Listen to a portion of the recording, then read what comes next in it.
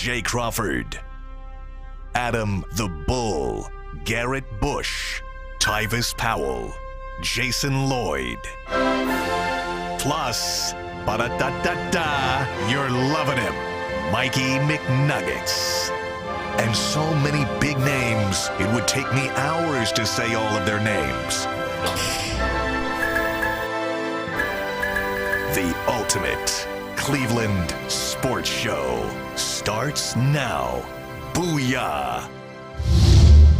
Hey, welcome everybody to the ultimate Cleveland sports show. I was just saying that I was last on, slow clap, I like it. I was last on Thursday, and it feels like forever ago, but this is the last time you guys were on. Oh, no, Jason filled in for me on Friday, I think, right? Did I? Yeah. I think you Yes, did? he did. Yeah. Anyway, Jason's here, Tyvis is here. We got Mike, I'm old, man. I Earl, got no Anthony, memory and left. Steve all behind the glass. I think I made Steve blush for the first time ever. I'm not going to say why, but I think I made him blush for the first time. Oh, if he would have heard what Jason said, he'd have been really blushing. Oh, yeah. Well, Jason's always up to some shenanigans. You never know. We got a lot to get to today. We got a big game 5 for the Cavaliers tonight. The Guardians begin a series with the Astros. And the Browns have it drafted. None of us were here yesterday, so we will, do what everybody else does, I guess. Pretend to give draft grades. By the way, I'm going to reiterate once again, giving a draft grade 2 days after a draft is the dumbest thing ever. Nobody should do it. And my draft grade is going to be FU. That's my draft grade, FU. If you looked at the rundown A, poll, B, I never C, once, D, E. And FU. never once asked for a draft. You did not, but I'm sure you did it yesterday. We did not. You didn't do draft grades? What? You can't First of draft all, a grade. Bull, can't grade. Can't draft a grade? Those people that give out I tried drafting grades in college. It the, didn't the go well. people that give out grades are paid. I know, they got no choice. Yeah. But it's also dumb. You know what I did on my podcast yesterday? I instead graded the 2022 draft for the Browns.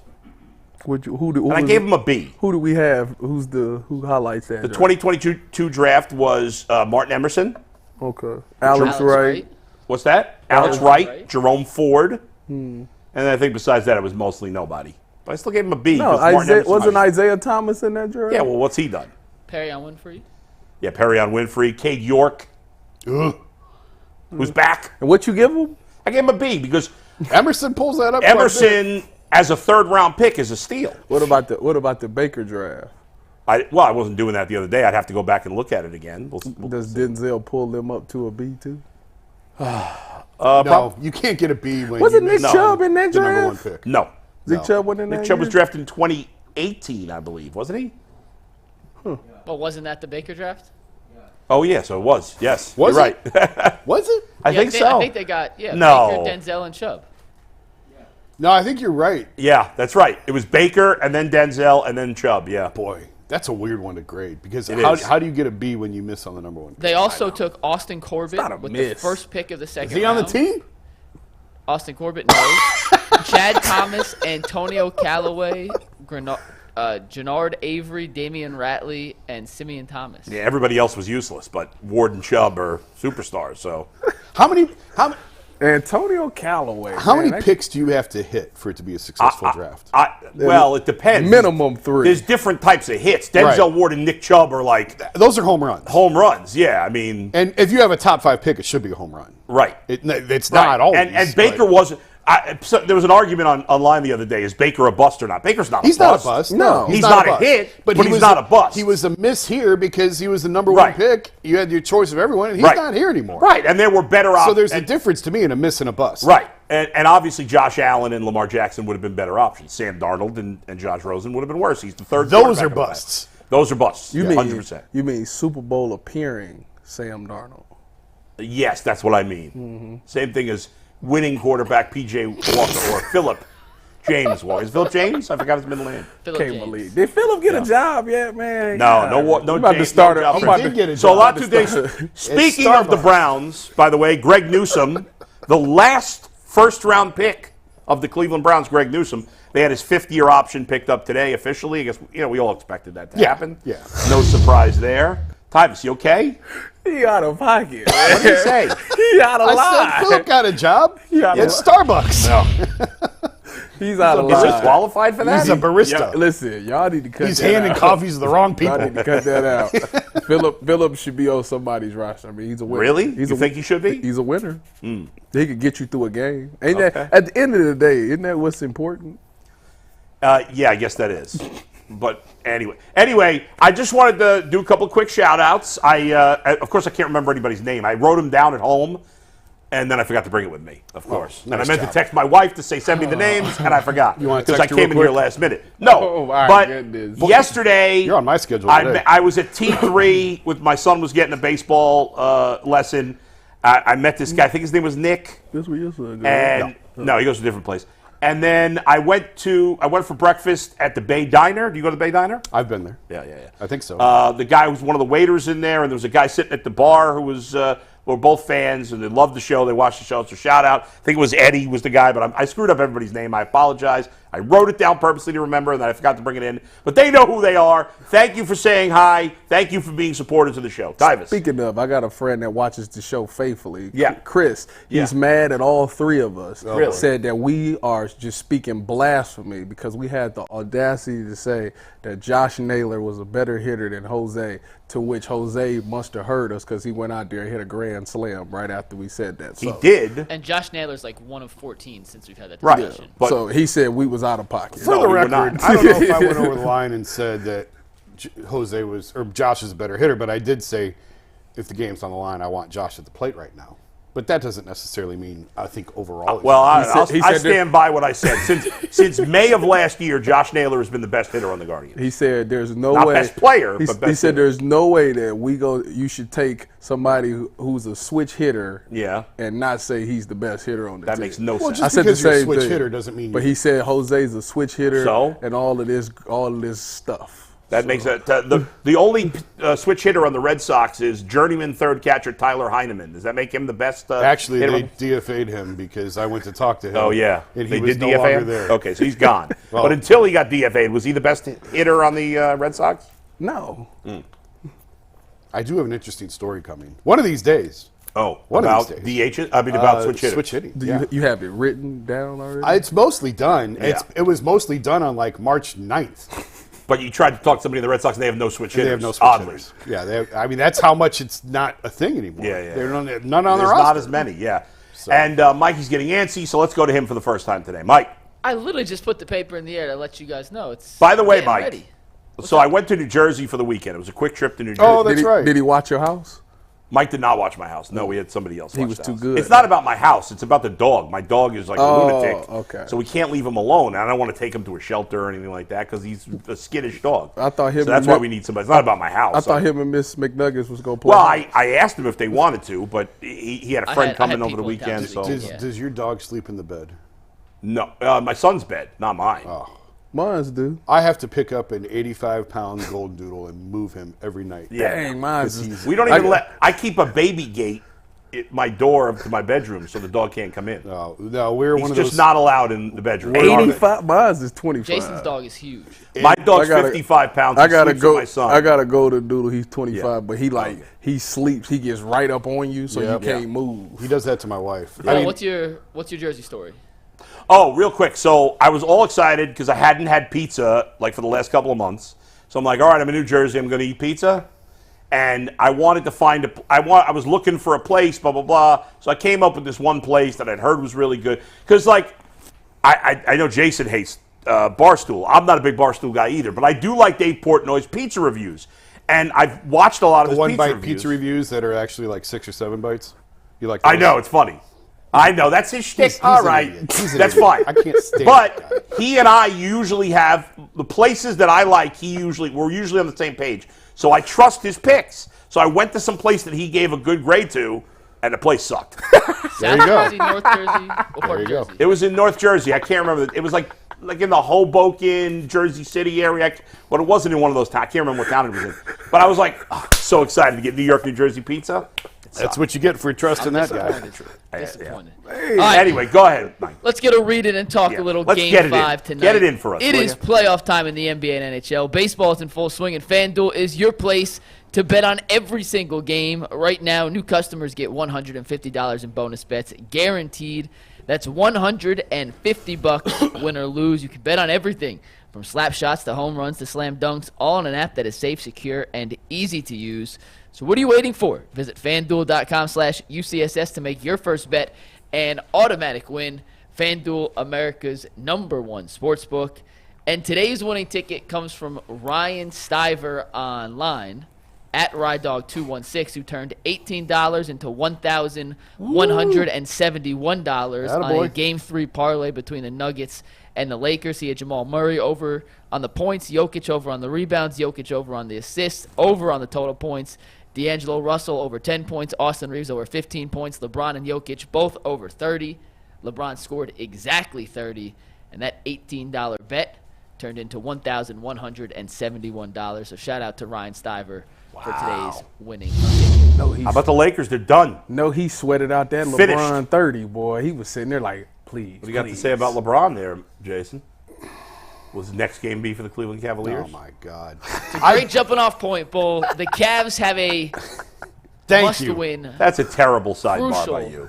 Do or die. I just said before the show, I'm going to dread these next couple months. Yes, This is that's the trying to worst. get Jason off the hook by that. Go ahead. Game 5 tonight, though. Yeah. 2-2.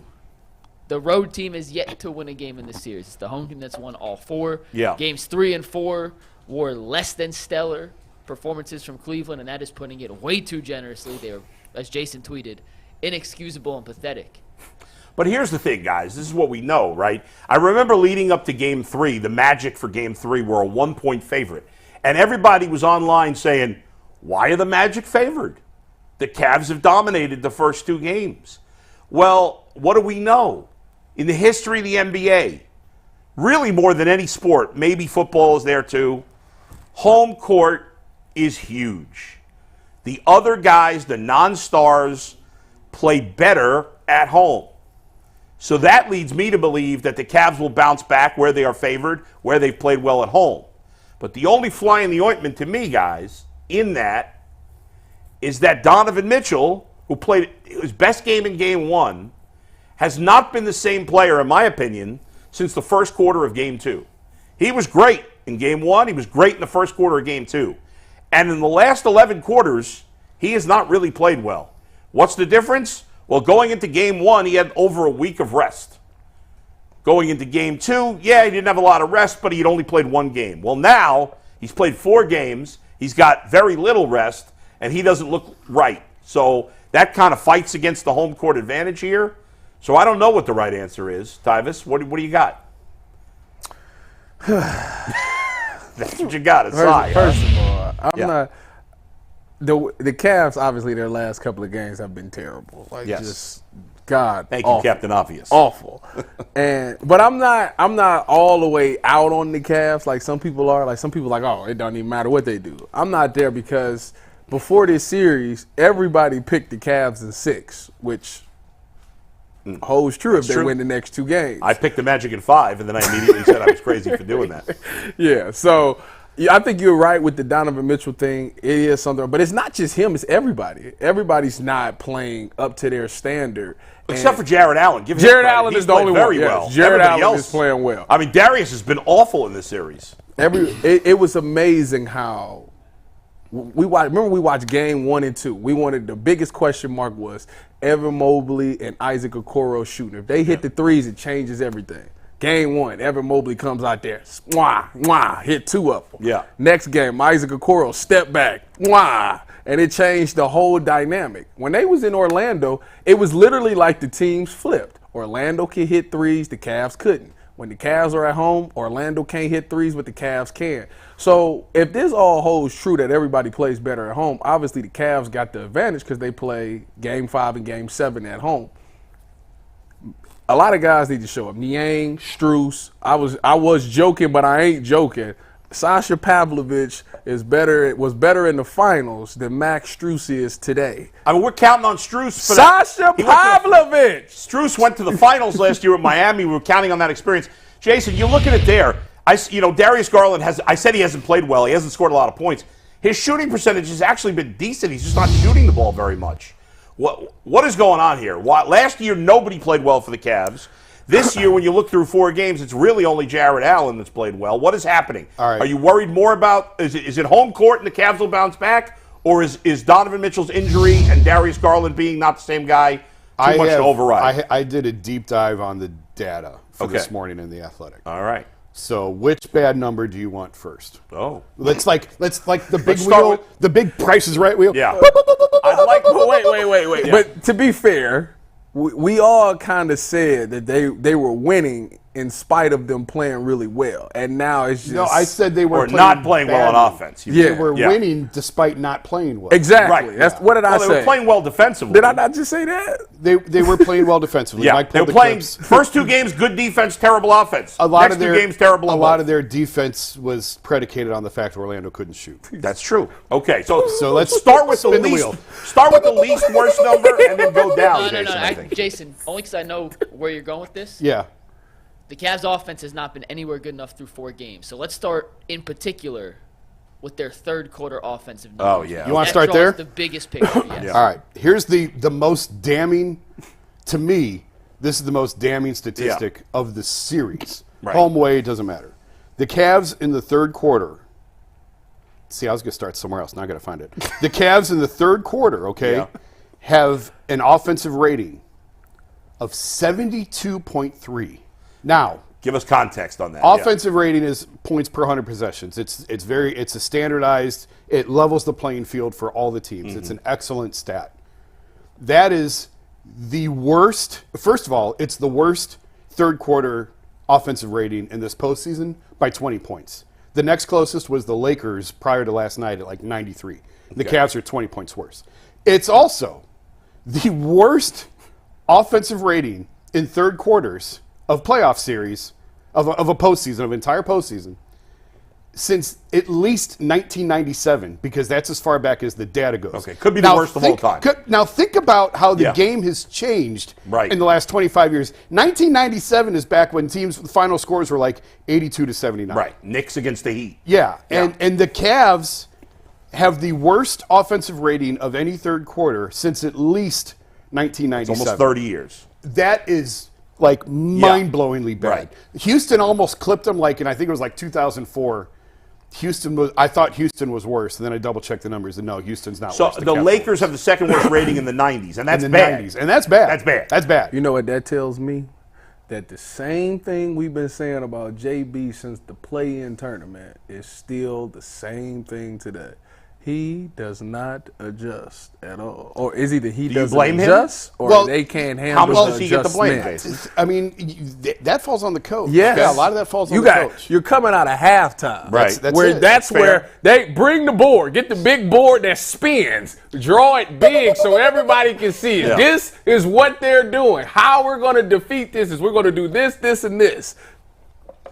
That's fine, but it's not all the coach. No. Yeah. You got to hit shots. Yeah. And they're not making shots. And, I mean, in Orlando, I think, what was it, Mike? Do you remember? They were like 3 of 17 on wide open threes. Mm-hmm.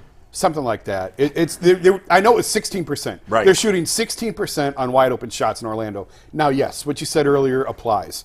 Role players play better at home than on the road. Right. But the role players you're counting on are guys that are playoff tested. Max Strus has been to the finals. Right. George Niang has been to the playoffs multiple times. These are guys that should not be rattled by LeVert also. a road series. I'd rather LeVert's been terrible. Sasha and Danielle Marshall. No, you wouldn't. Yes, I would. No, you wouldn't. Mike, what are the Cavs shooting, period, from 3 in this series? I'll tell you that in 1 second, but just to give context, Jason, repeat your third quarter offensive rating number again. 72.3. During the regular season, Yeah. in the third quarter, the Cavs' offensive rating was 114.9. It is a 42.6% difference. And where does 114.9 rank, you think? 21st in the NBA. So even that's not that great. That's not that great. So no. 114.9 is below average. Bottom 10 in the league. And the Cavs are at 72. So that really puts it into perspective there. And How here's their hideous shooting that is. numbers. Jason, you asked, here's their shooting. This is through 4 games. So this Yeah. is inclusive of all 4 games of this Yeah. series so far. On corner threes, which is the shot you want to get most. Right, the easiest three-pointer. They are 5 for 25 for 25%. During the regular season, they shot 37.2% on corner threes, which is right around league average. 5 for 25, that's 20%. 20%. 20%, yes. Yeah. Mike's not great with math. No, I'm not. I saw 25. That is 20%. Yeah. Which is 17 points lower than their season average. Right. On open threes, which NBA.com tracks as the closest defender being 4 to 6 feet away from you, they are 10 for 48 on open threes in this series. That's 20.8% in the regular season. They shot 36% on those. Oof. On wide open threes, where the closest defender is 6 or more feet away, in this series, they are 16 of 49 for 32.7%, down from 40.6% in the regular season. Yeah, that's were really bad. They were a mid-level three-point shooting team in the regular season. I think they're like 15th of all the teams during the regular season. They are dead. Going into last night, I haven't looked this morning. Going into last night's games, they were dead last among postseason teams in three-point shooting. Okay, so what's the hope now? Spinning it forward. You got to make shots. Like, you got to make shots. Are you worried about... Sometimes it really is that simple. I'm worried about Donovan Mitchell, though. Okay. He's not right. Spin the wheel. Spin the wheel. Here's the Donovan. Here's the Donovan. Donovan's offensive rating in the regular season hovers right around 117. Yeah. Okay. When he was in Utah, the bubble year, he had an offensive rating in the bubble of 122.6. So very good. Yeah. 2021, the following year, he had an offensive rating of 124. Excellent. Okay. Last three postseasons, Donovan's offensive rating in the last three postseasons. His last year in Utah, 107.3. Last year, what does that consider? Like, what's the line of where you below average? I mean, let me. Okay, go ahead. 107.3. Last year in Cleveland, 106.1. This year, 100. He has regressed every year the last 3 years in the postseason.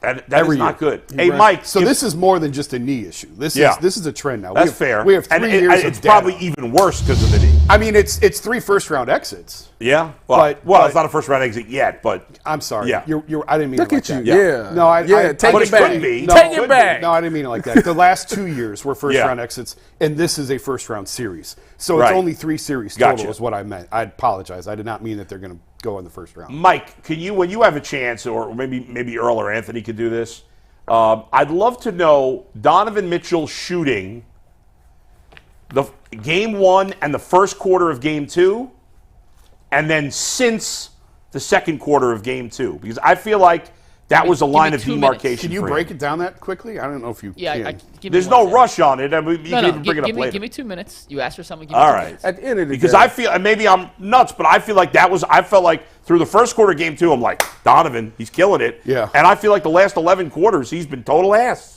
at the end of the day, maybe I shouldn't say ass. I love Donovan Mitchell, but that's a little too hard. But he not need- good. I think he might. Maybe he's out of gas. Maybe that's the thing. You know, he coming to Cleveland, he had to do so much, and not everybody else pulling weight. Maybe he out of gas. Come on, out of gas. He's a young man. I keep going, and I haven't talked about this. I should probably ask him tonight, maybe. When I mentioned before, at the end of the regular season, I think it was the Indiana game. He told me, he said, I was exhausted. Like, he was fine having Darius take that shot and Strus take that shot, because he said, I was exhausted. So with the time that he missed, I don't know if his wind was where he wants it. Now, I don't know that, listen, that's not an excuse for all of this, but it is a curious point that then they had the week off. And I don't know, I just don't know, coming off the knee, if his stamina and if his wind is where he wants it. I would tend to say yes, but because he was exhausted at the end of that Indiana, I don't know. It's an interesting point. Yeah. And they don't play back-to-backs, obviously, anymore. Right. So you get a day Sure. off in between. All I know is they needed to sweep them really badly so they can get some the rest. rest. And now, That's loud. it's so funny, dude. In this seat, when Mike talks to me privately in my ear, if I have it, it's like so loud, but if I turn it down, I can't hear him when he goes on the air. Anyway, go ahead, Mike. So in game 1, Donovan Mitchell shot 11 of 21 from the floor. Okay. 11 of 21, that is 52.4%. In the first quarter, game 2? In the first quarter of game 2, he was 5 for 7 from the floor. Okay, so you said 11 of 21 and So 5 he or 7. was So that's 16 of 16 of 26. 28. What 16 of 28, math not my strong suit. 16 of 28 through the first 5 quarters of this series. That's excellent. That's Was like this- 55%. Tremendous. Yes. What quarter did he get elbowed? I don't remember. And ran out.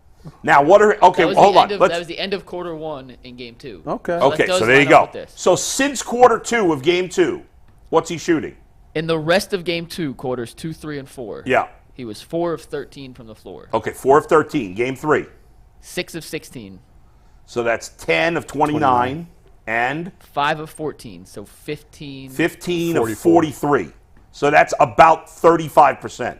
Yes, sir. So he was shooting 55% the first 5 quarters of the series and 35% the last 9 quarters. I mean, obviously you don't expect him to shoot 55%, but he's like shooting below 30. Well, yeah, about 33% actually. And when he went out in Game 2 and at the end of what was happened? What happened? He got elbowed in the I don't remember stomach. exactly. I mean, he was fine. Yeah, he was fine. But he has not played well since then.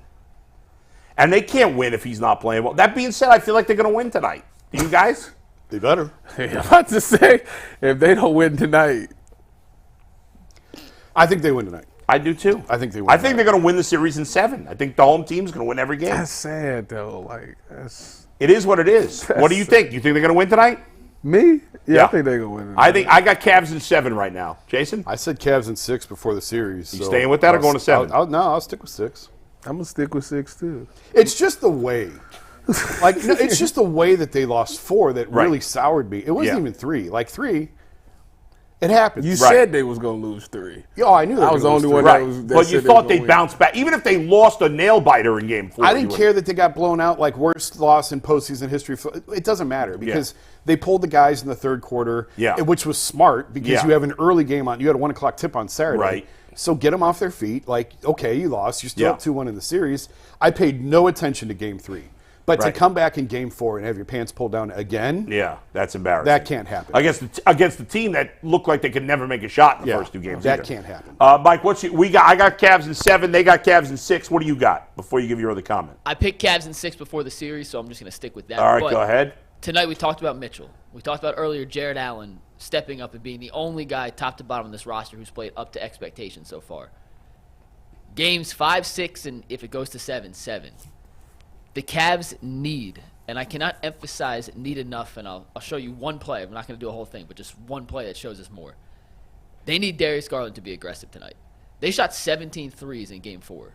17. That's an inexcusable number. Yeah. The Cavs have to shoot, in my opinion. Yeah. Well, he's not shooting. I mean, he's just not shooting. I'm going to show you. And they're giving him space. The Magic are literally saying, Darius, we don't think you're going to shoot the ball. We're going to give you space to operate because we don't think you're going to either A, make us pay, or B, even take the shot. And Steve, if you want to go to this clip real quick. These are 2 clips from Game 4. The Magic are giving Darius space. And you see here whenever Steve hits play, they're going to set a little side screen. Magic going to go under the screen here. Darius misses. This ends up being a turnover. But this is him on Mo Wagner going to the paint. And he ends up throwing the ball out of bounds. Oh, my God. Yeah, I remember that play. This is him going here. Mo Wagner doesn't even attempt a shot, bricks the layup. Yeah.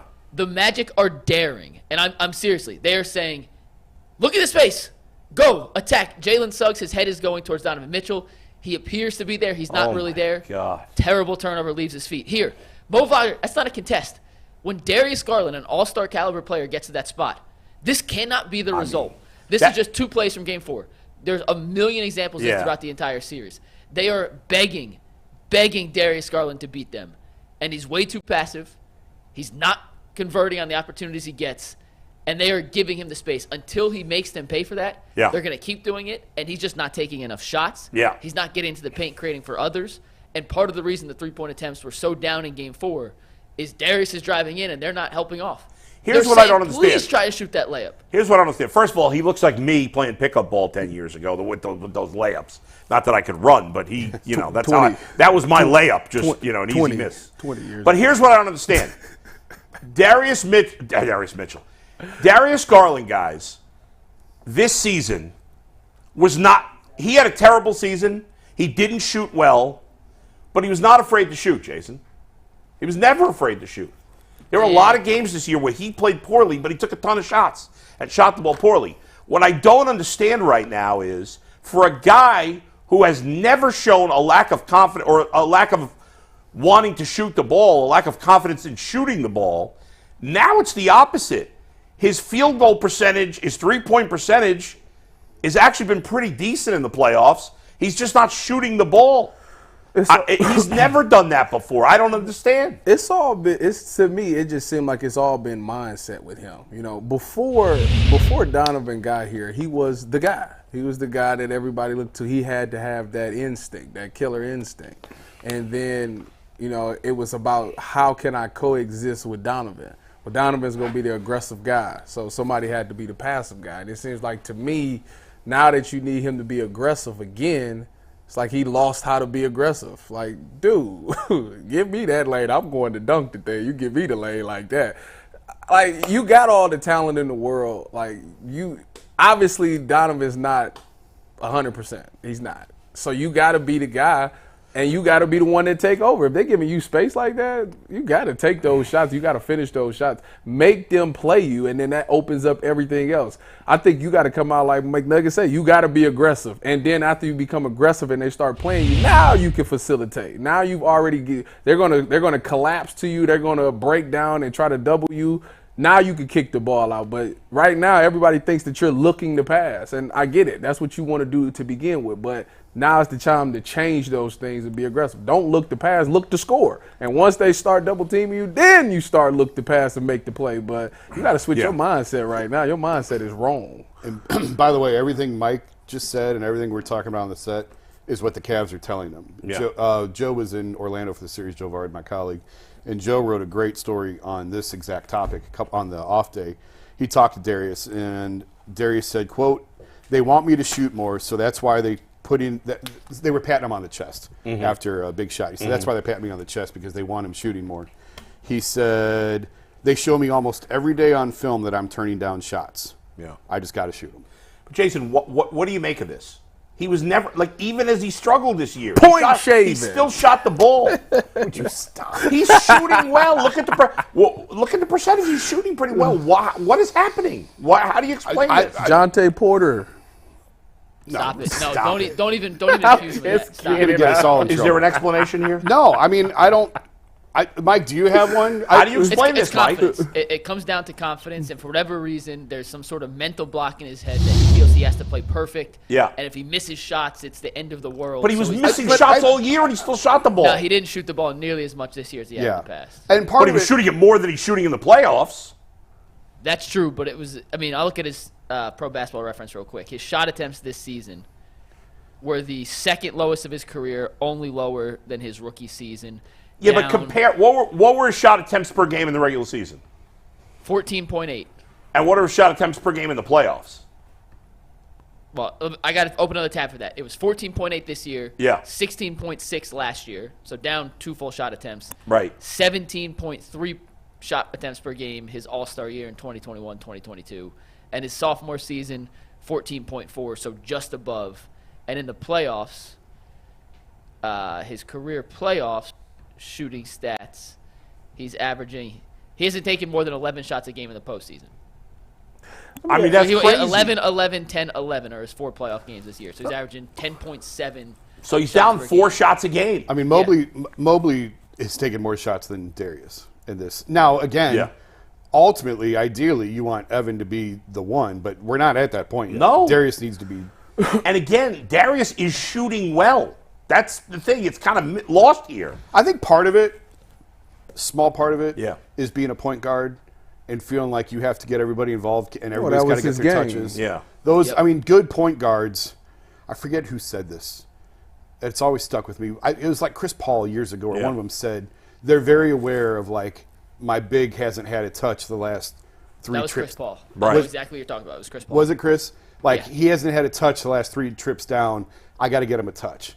So, and that's why I go back to saying it's really hard to win a championship when your point guard is your best player on your team. Yes, Isaiah Thomas, it has happened, but it's very, very rare. Like, you can always find the anomaly. Yeah. But the point guard has so many other responsibilities of keeping everybody involved and keeping everybody happy and getting guys their touches. And I think that's a small. I'm not saying that's. Yeah. But I think that's a small piece of this is trying to keep everybody involved. But yes, he does have to be more What aggressive. position does Steph Curry play? Okay, that was the but greatest shooting assembly team of all time. And again, that's 2 examples in 50 years. Here's the difference: Steph Curry and Steph Curry and Isaiah Thomas are two of the greatest point guards in the history of the game. What, two of the five greatest point guards? Certainly 10. You know what the difference between them and DG is? They wasn't scared to shoot it.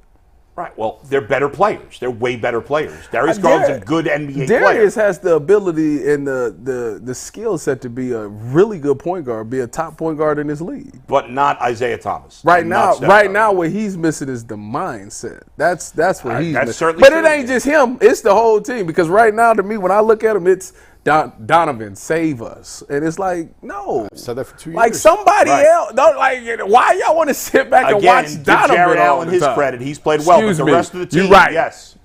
Donovan and Jared, save That's us. it. Like, dude, somebody contribute in some way. This is the whole season is on the line tonight. The coaching staff is on the line tonight. Maybe the GM is on the line tonight. Because if the Cavs lose this series, I'm firing everybody. I'm firing every member of the front office, and I'm firing every member of the coaching staff. Every member of the front office. I'm firing Jason, Joe Varden, everybody. No, I'm not firing those guys. I am fighting. There's a lot of people who like those guys fired. Yeah, that's true. I'm telling you, Mike, I'm firing. If I'm Dan Gilbert, everybody. The head of tickets, the head of PR, everybody. Jeez. That's not an overreaction, is it? I don't care. I ain't fired. I haven't talked to the PR guy in 13 years. He's too good I wouldn't for us. fire everybody. Maybe the GM, the head coach, and two of the four. I'm firing everybody. Before- Two of the core fours, Get them go, out. for Before sure. we move on, Jason, any other numbers that you did on your deep dive you want to mention before we talk about the atmosphere we expect in that On the Darius conversation, his net rating is minus 18.5 for the series. Now I don't have the historical context of that. Yeah. That's pretty bad. I can tell you that's not good. What is a good net rating? Even. 0. 0 is good? So Yeah. here's the net ratings for the Cavs in the series. I just had it. Okay. Where'd it And go? net rating is the difference between your offensive rating and your defensive rating. So Yes. how many points per 100 possessions does your team score when you're on the court? Gotcha. How many points does your team So 0 is average? Yeah, 0 is average. Zero Okay. is net neutral. Here's the Cavs net ratings in this series. Okay. Donovan, minus 8.6. That's bad. Max Strus, minus 8.6. Bad. Those are the good ones. Below them, I didn't write down the numbers. Below them, Isaac Okoro, Evan Mobley, Karis LeVert, and then Darius Garland, who is a minus 18.5. Does anybody have a positive number? I didn't look. Jared That's Allen? partly very skewed because of the blowout in Game 3. And, All right. but to Let's keep it moving here. To Jason's point, it hasn't been good enough. The Cavs have been awful. I mean, Kevin Durant had a net rating of minus 18.8. Who's he? So, but they were. Who was the dope recently that said Kevin Durant was better than LeBron on the all-time list? There was some player. Oh God. I don't know. I don't even want to get into that. That's an abomination. All I know is I do got to do a read, and then I want to talk You're about being the a little atmosphere. obnoxious right now, Mike. I mean, I don't want to get into is Durant better. That's an obviously ridiculous situation. I know that the Cavs got. I think the Magic got two guys, Wagner and Banchero. Yeah. Outside of that, I would take the Cavs offensively, and I don't know why we can't put up no points. It's unbelievable. Real quick, before Mike does his read here, guys, I've been saying for weeks that our goal is to hit 40,000 subscribers for the Ultimate Cleveland Sports Show by our 2-year anniversary. Our 2-year anniversary is 9 days away. It's next Thursday. The three of us will be here. Next Thursday, May the 9th, is the 2-year anniversary of the Ultimate Cleveland Sports Show. And we are getting close to 40,000. We are 172 subscribers away from 40,000. 172! Your math's wrong. What is it? As of this moment right now, Yeah. it is 161. 160 was 172 this morning, so we've added 11. 161 subscribers away from 40,000. Maybe you'll be the 40,000th. Can we give something to the person who's 40,000th? We give them a T-shirt or something? I don't know if we can figure out who exactly. We might not be able to figure it out. Just randomly pick one. But And call them the 40,000th. listen, help us get there. This little YouTube show has blown up into a monster. 40,000 subscribers. Help us get the final 161, not the final, but the next 161 to get to 40,000 before next Thursday. Thank you. Can Tyvus and I get confetti cannons for the 2 years since we didn't They're get still them? falling from the Yeah, ceiling. I think we should avoid the confetti cannons. Cannons any time in the future. All right, Mike, with your fancy read, go ahead. I got to get to Monopoly Go and Bull. Yes. This is actually in the read, but I got to throw a flag on you because it's time to pause and talk more about Monopoly Go. There's so much good stuff in this game. You can build and team up with friends for time tournaments where you work together to build up each other's boards.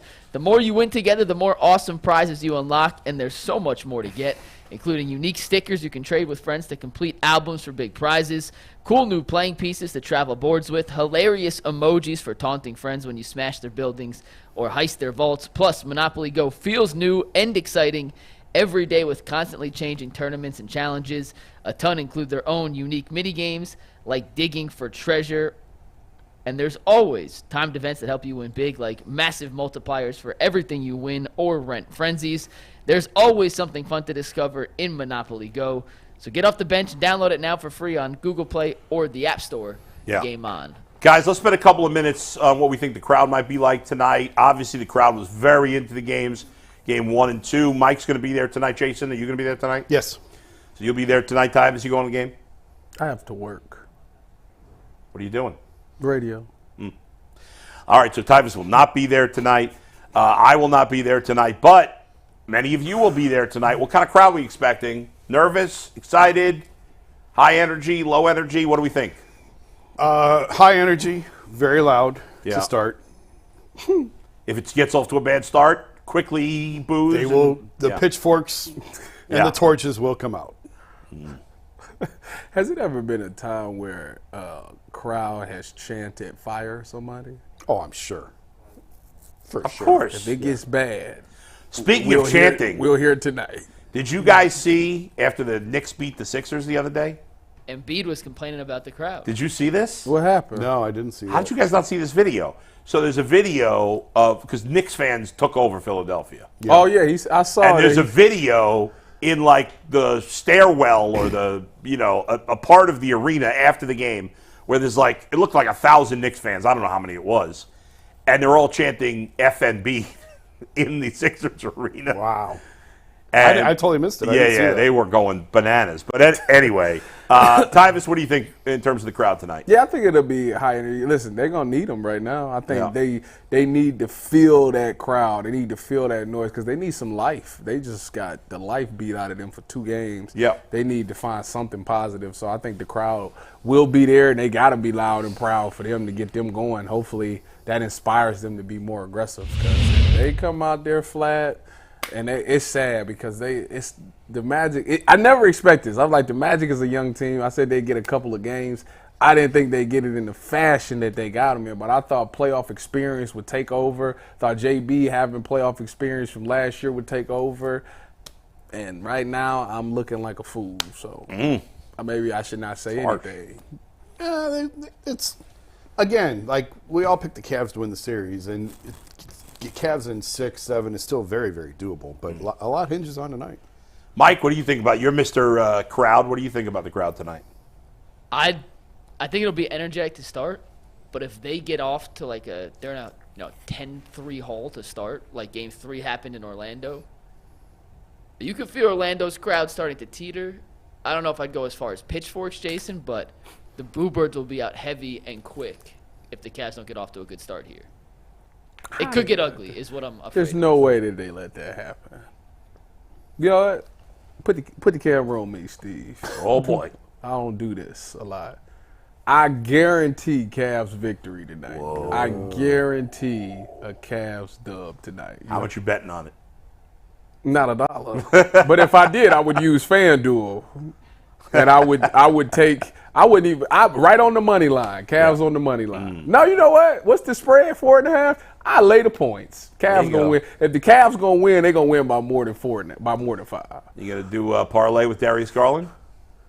Darius, what's his over under right now? 15.5, 14.5? Take the over. Because he's tired of hearing y'all mouth. So he's going to drop it. This is one of those games. Everybody has that moment in the series where they go off. This is one of them 4 3-pointer games for Darius. Book it. They need it. All right. Let's talk some baseball here, Mike. And a quick reminder, we used to do the Ultimate Cavs show on Tuesdays. There will not be a show today. Jason and I are going to do it tomorrow. Instead of a preview show for tonight, we're going to do a recap and look ahead to Game 6. Win or lose, we'll have that for you tomorrow. Also, Jason is texting during the game. It is a members-only perk. If you're not a member and want to become a member to get text from Jason, when you become a member, you'll have instructions on how to sign up for that text line on the community tab of our YouTube page. By the way, folks, I will be doing for the first time ever through my podcast, The Bullpen with Adam the Bull. I'll be going on live as soon as the Cavs game ends tonight. So look for the tweet and join me live. Second the game ends, I'm going to go on to recap what happened. We'll either yell and scream or be happy, I guess. Hopefully. I think the general sentiment will be much angrier with a loss than happy with a win. Plus 671 if you take the three things. -5, Darius for 4 threes, Darius on the over. Plus 671 on FanDuel. What's the over-under on Darius? 15.5. I don't have any faith in Darius right now, so no, I would not take that. Take that. Would you take it, Jason? Yeah. How many threes? 4. $5 a win You doing it, Mike? 33. I take the over points, not the threes. Y'all sick, man. All right. I'm telling you. I think you just said like a week ago you never bet on Darius. Now you call four. No. Earl said Earl that. I said said that, I that's wouldn't right. bet on Evan. He cannot right. see my parlay ticket at all. All right, Mike, let's switch it up. Talk some baseball here. Yeah, let's talk a little baseball. The Guardians are opening a 3-game set tonight against the Houston Astros, who just called up their top offensive prospect, Yeah. Joey Loperfido, is how you pronounce his name. Right. He leads all of minor league baseball with 13 home runs this season. He'll make his debut against the Guardians. So I wanted to ask you guys. Yeah. Kyle Manzardo is also on a heater down in Columbus.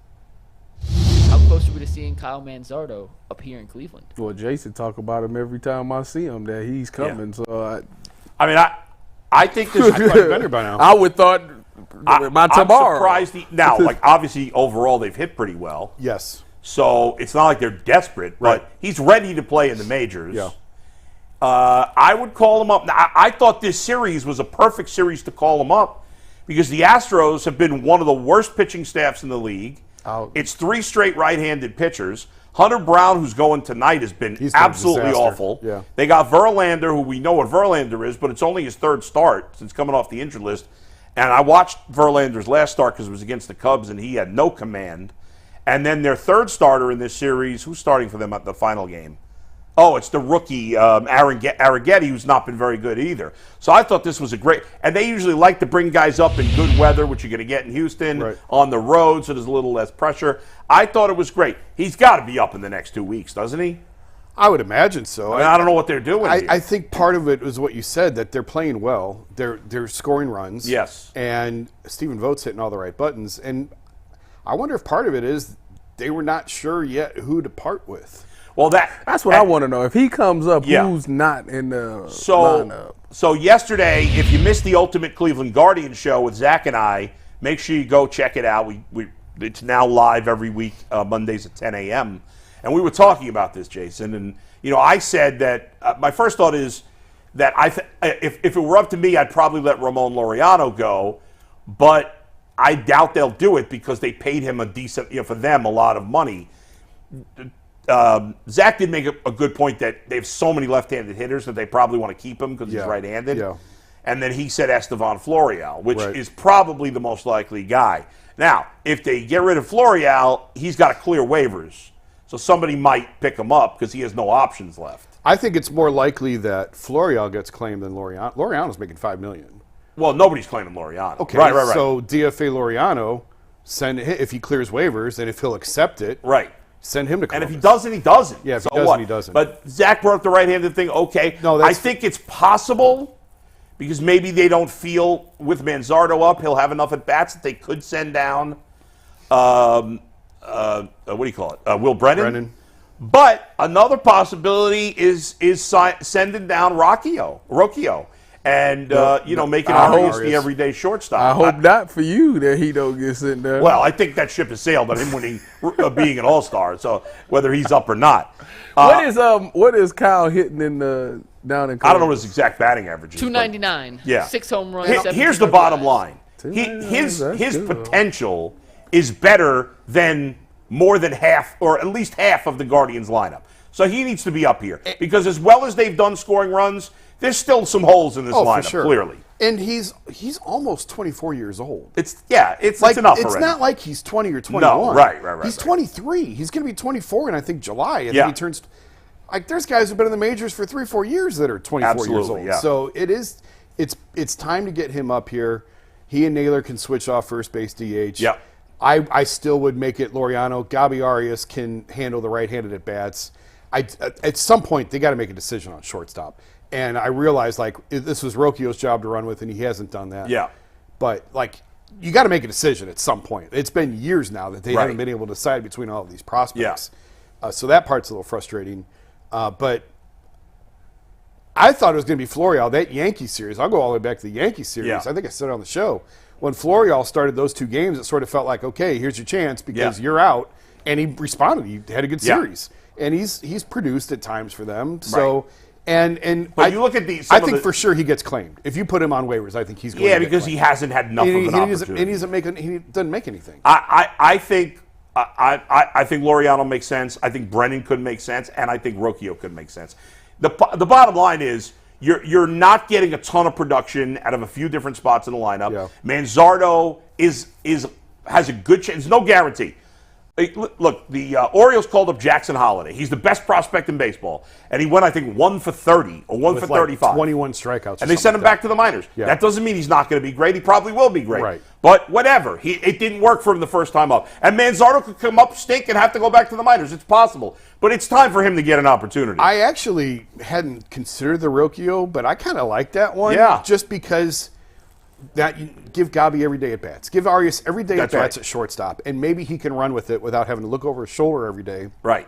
And you do have Freeman who can play the infield if necessary. Yeah. You know, it leaves you a little thin in terms of depth at second, short, and third. Yeah.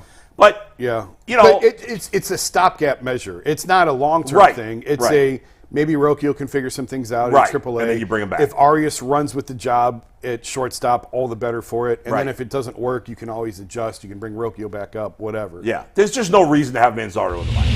He's done all he could do in the minors. I agree. He's 24 years old. Yeah. Let's go. We got to Almost see him 24. here. Almost 24. Almost 24. Yeah, I mean, come on. It's time to call him up. So I'm gonna say he's up in the next 2 weeks. If he's not, something, I don't know what the hell's going on. I can't argue that. You know, they already, unless he wins Rookie of the Year, they've already got the 7th year on him. Yes. So let's go. I mean, it's Plus, enough if, already. if you're him, Yeah. you got to be pretty aggravated. I know. Like, plus, if you're looking at this, again, he's 23, almost 24, and they did steal the extra year. Right. He's not going to hit free agency now till 30-31. Yeah, right. Like, Oh, Right. I'd be upset. I'm frustrated. Yeah. And listen, he was with the Rays until late last year. Wait, Jason, hold on. He wouldn't hit free agency now until 30-31. The 7 years starts now? This would be the first of the 7 years. once you call him up, the clock starts ticking when you Yeah. call him up. Unless he wins Rookie of the Year. And right. Well, he'd have to finish top 3. Right, You get right, an top extra 3. year of service time if you finish top 3 in Rookie of the Year. Yes. Which they got burned on Bybee last year. Right. So he lost that extra year of service Yeah. time. So the clock starts when you get called up, and so this year won't count on his service time because Well, this will enough be the time has first of passed. 7 years. Yes. Yes. Yeah, it will count, but Right. it won't count as a full season. Right. Yes. So he would be, he'd be Yeah. 30. If this is when does he turn 24? Do you know? July. I think July. So technically, this is his age 23 season. So 23, 24, 25, 26, 27, 28, 29. So the year he'd become a free agent, he will have just turned 30 that July. So he can't get the bag until 30. Right. Well, he'll get paid. If he's good, he'll get paid. he'll get paid in arbitration. You know, good money in arbitration. Man, hey, I'm But about to he's go not get going to be a free agent until he's 30 unless he finishes top 3. I'm about to Rookie of the Year start. this I'm year. about to protest for him. That's what. Hey, my listen, boy, you can't kill the Guardians. Just got him at the end of last year. What my but- boy Brad say? That right there, that's some BS right there. So at this point, it's just silly that he's in the minors. Because, I mean, add him to the lineup. If he plays to the level he's capable of, it's a much better lineup. Yeah. Listen, Naylor's been great. Kwan's been great. Ramirez has been fine. We could use more out of him, but he's been fine. He's been hot lately. Jimenez has been good, but he hasn't hit any home runs. Right. The rest of the lineup's been Yeah. It's funny how you look at the last couple of years at how they've handled prospects because they slow played Bo Naylor, and I know they took a lot of grief for that he wasn't ready defensively or whatever else. And Bo struggled this year. He has struggled big time. He's not hitting at all. And yet Quan was a day one starter. He was. As a rookie, they didn't try and manipulate service time or anything. Nope. He was ready to go. Yep. And now with Manzardo, they seem to be slow playing this. There has to be a reason why. Whether it's they can't decide which guy to move off of on the Major League roster or I can't imagine what's left for him to do. No. I understood, he didn't play that much for them last year. So I understood him not starting the season in the majors. He was hurt. But at this point, 6 homers, he's hitting 300, what was his OPS, Mike? 9-something? Yeah, 986. I mean, he's got almost 1,000 OPS in AAA. He's got nothing left to prove there. Yeah. He can play the field. Let's go. They got to bring him up. It doesn't make any sense. By the way, none of us had a chance to talk about this. The Guardians played the Braves over the weekend. And Zach and I, it was a great series. They should have won 2-1. We talked about this last week. There's really no measuring sticks. Right. But I liked it. The Braves are the best team in baseball. Yes. That's it. End of conversation. And they're not hitting it well right now. They're not playing but their best. lineup is loaded. Yeah. Loaded. And we saw it. They have good pitching. But yet the Guardians, the Braves offense didn't go crazy against the Guardians. The Guardians pitched pretty well this weekend. Hunter Gaddis, who's been fantastic, killed him in that 1 inning. Yep. The Stephen Kwan, one of the smartest guys in baseball, what he was doing in the 10th inning is inexcusable. I don't know what happened there. I mean, everybody has a brain fart. Yeah, he had a brain fart. I don't know what happened. That was crazy. I don't know why he's even trying to steal third there with Jose and Naylor coming up. I don't know. It is what it is. They blew that game. They let it get away. But for what it's worth, they played toe-to-toe with the best team in baseball.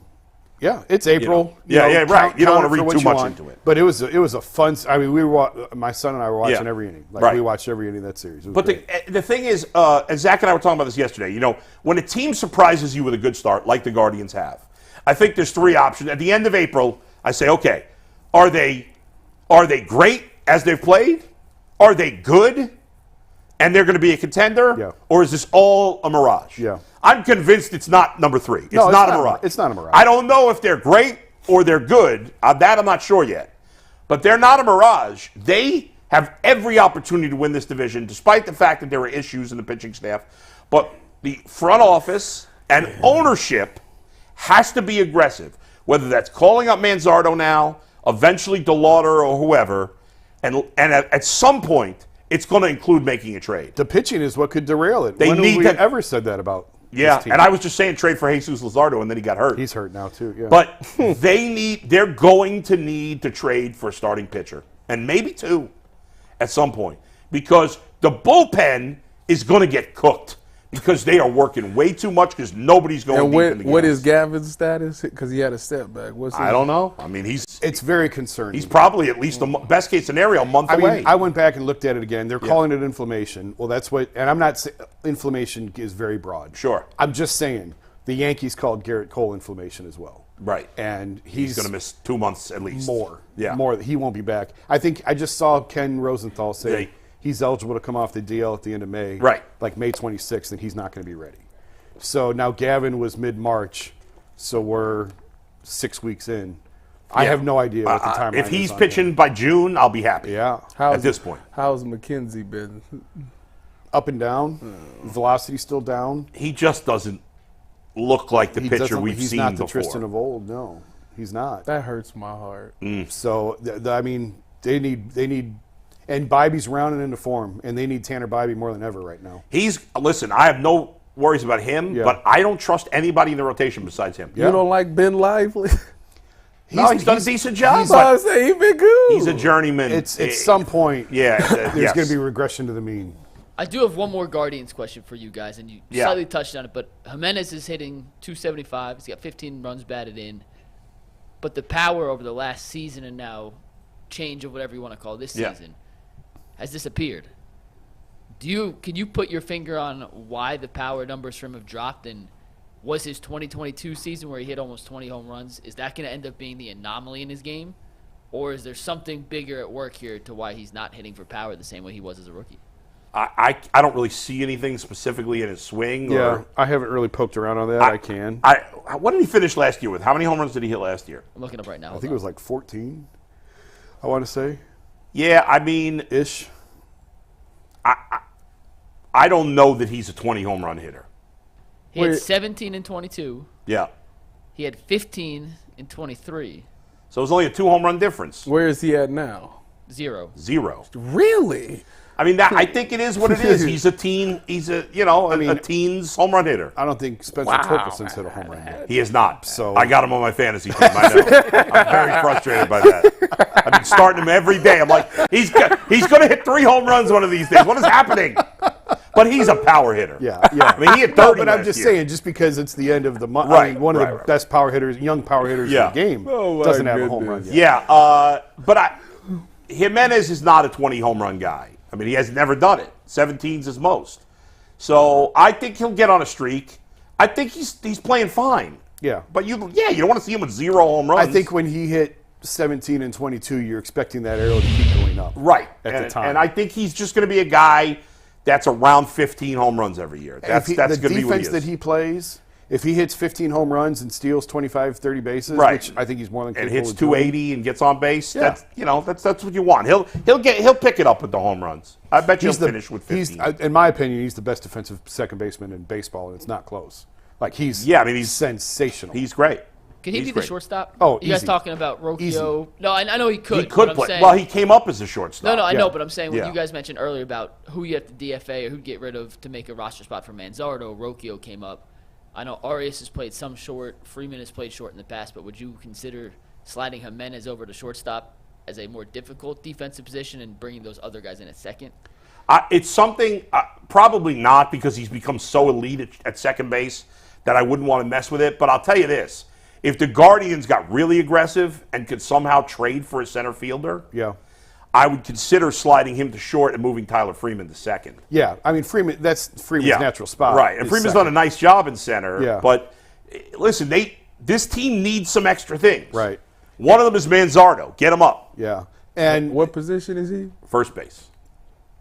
I would be fine moving Jimenez to short, actually, if you have the right second baseman. Right.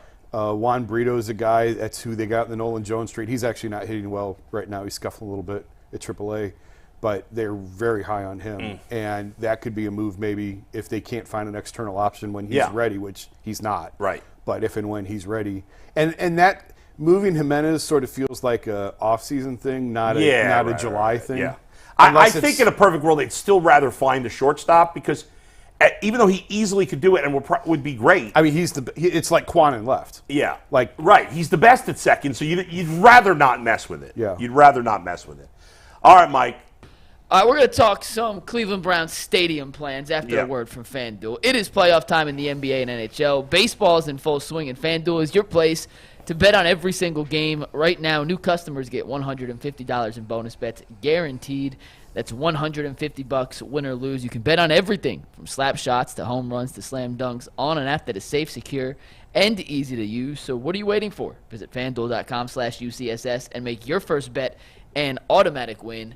FanDuel, America's #1 sportsbook.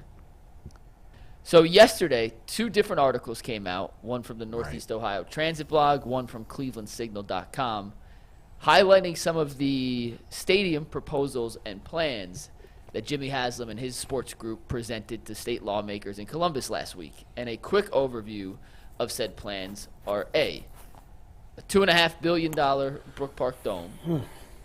Renovating the current downtown lakefront location would cost about $1.2 billion. The Haslams want a 50-50 public-private cost-sharing split for both plans, which were presented to officials last week in Columbus. If they do move to Brook Park, the next part would cost the public more. Any changes to public infrastructure would be publicly funded. That includes enlarged sewers, relocated utilities, redesigned roadways, and expanded public transport. There's no estimated cost for those upgrades yet, but that would fall under public funding.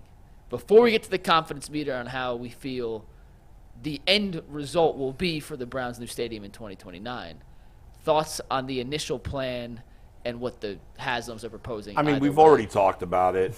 None of us are experts on how much this hurt. One thing I didn't mention real quick. Yeah.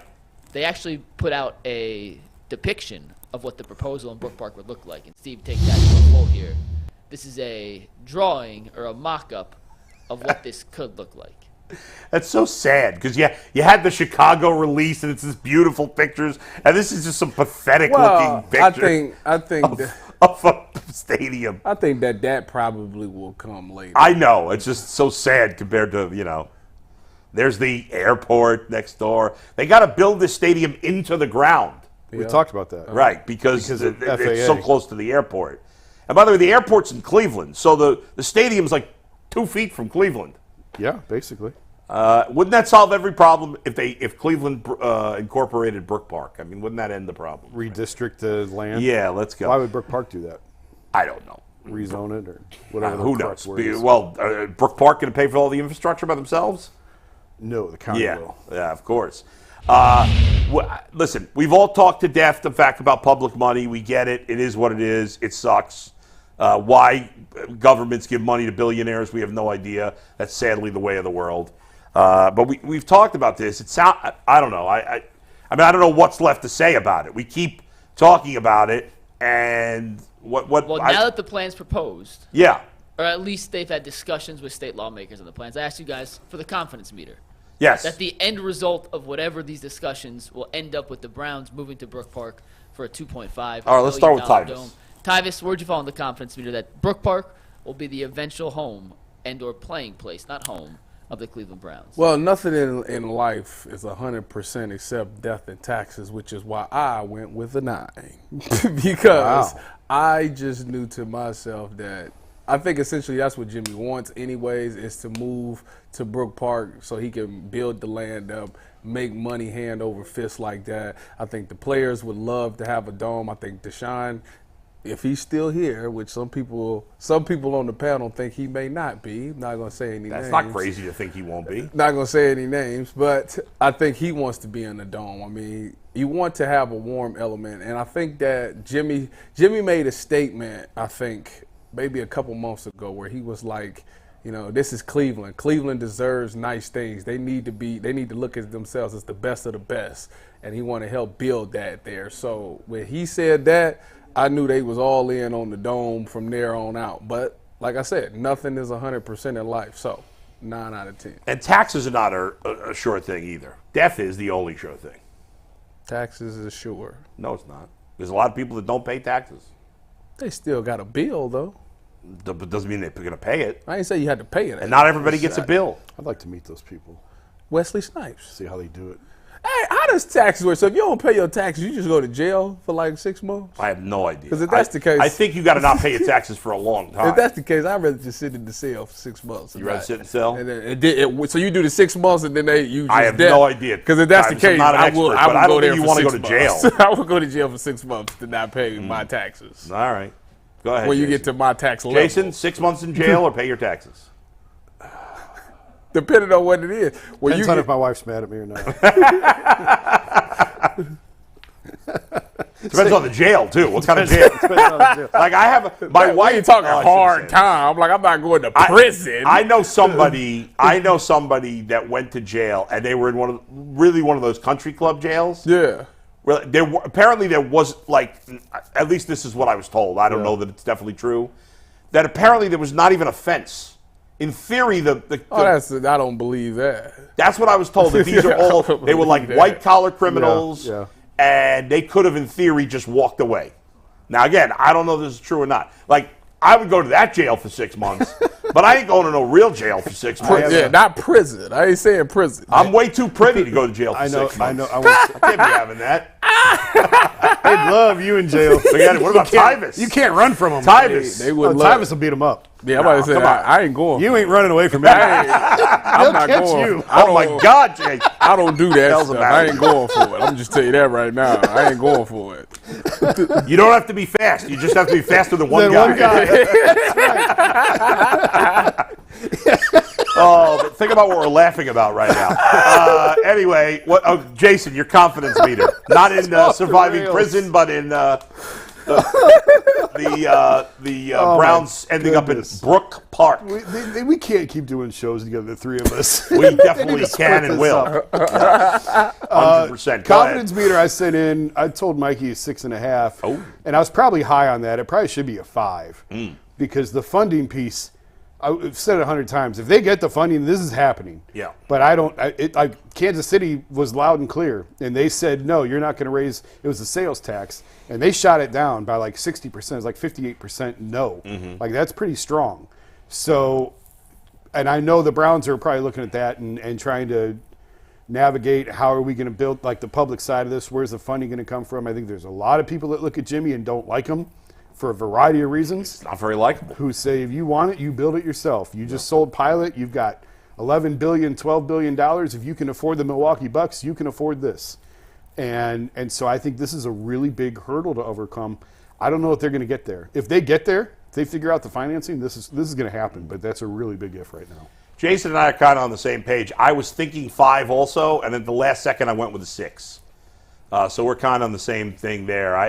I said the same thing. I was like, wow, are they going to get the money? And then I thought about it. The billionaires almost always end up getting their way. He gonna pay for it. And I think in the end, he may say that if they don't pay half, he's not going to do it.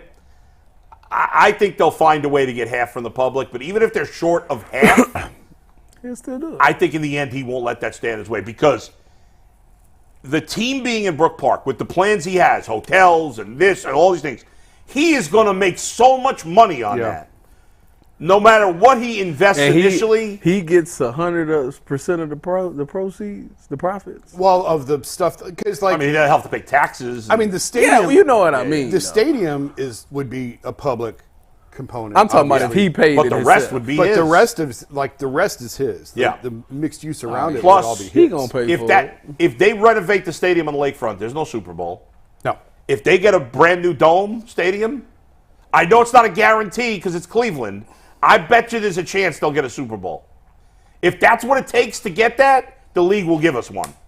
And that would be huge. And he wants that. Oh, sure. Not to mention all the events you could have in that stadium that you can't have downtown year round. The only thing is, like, that land, and I don't think the sale's gone through yet. I don't think, but Yeah, I don't know. if and when he buys that land, he could still do all that without the stadium. True. Yeah, but I know. It's not a main What's the attraction. point of going there? Yeah, it's not an attraction unless Yeah. he building another mall or something. people are not going there for the women's soccer team. No offense to the women's soccer team. But you're only going there for the stadium on Sunday. Right, but that's Like, you know what I mean? Like, I still think But he you could. still get. but they'll get so much on those Sundays. Oh, that for it'll be sure. worth it. Wait a minute. Plus, you'll have other events there, Jason. So wait a minute. Let me. What are we talking? What is he putting out there? Are we talking like Legacy Village with a stadium, like that type of Crocker stuff? Park. We talking Little nicer Crocker Legacy Park Village. with a stadium, or just Yes. another Crocker Park? I think it's Crocker Park with the stadium. That's what I think. Oh, people will go there. And you'll have That's what I'm condos and saying. you'll have But hotels. even if there. you don't have a stadium, like, that area could still use something like that. I mean, Obviously, it's Right. better with the obviously it's better with because the it's stadium. not just the football Sundays. It's also concerts. It's also an NCAA tournament. Yes, All these other it's- things that you'll be yes. able to do there. It's still less than 50 dates a year, probably. You know, You think so? Yeah. If they have, all right, but still, There's only so many monster truck Listen, shows. let's you say can it's, get in. let's say it's 40 days a year. Yeah. Those 40 days, you're making a Oh boatload yeah, of money. Yeah. heck, if he would have built it sooner or later, while Taylor Swift was dating Travis Oh, my God. Kelce, he could have had the concert I was also right there. reading He'd have had all his money back. They're going to have they want part of the plan is to have like an indoor tunnel or bridge that goes straight from the airport to the stadium. Oh, that'd be nice. That'd be cool. Yeah, you don't even have to go outside. out of town. That'd Yeah. be nice. It sounds very similar to Glendale, Yeah.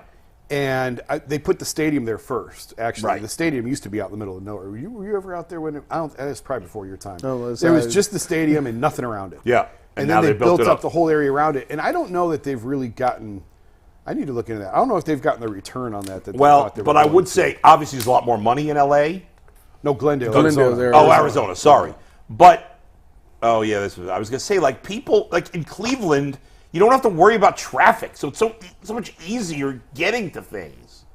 You know what I mean? Yeah. At Brook Park, let's face it, it's pretty convenient for most people, unless you live on the far east side of the area by the lake. It's like 15, 20 minutes for most people in the area. Yeah, it's near major highway interchanges. Right. 480, 71. Right. It's all right there. Yeah.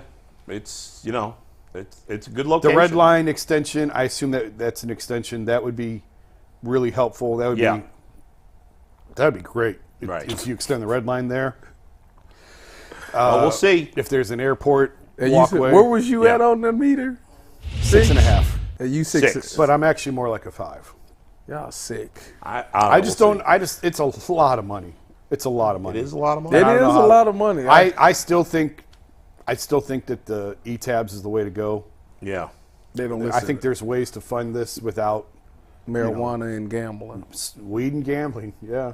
That was hysterical when I first mentioned that in the comments. How much weed do I have to smoke to make this happen? I'm committed to They said they'd do their part. And by the way, one last thing on this. And you mentioned Kansas City and the taxes, and you're right about Yeah. that. But here's the thing. That Kansas City, fans of the Chiefs, they're not scarred from losing a team. Yeah. And I know we can't lose the team out of state. Doesn't matter. It's easy to say that. Our fans are scarred from that. The older ones are, for Yes. sure. Yeah. Yeah. And the Chiefs are already threatening that they may leave if they don't get what they want. Right. Like, that's already starting. Yeah.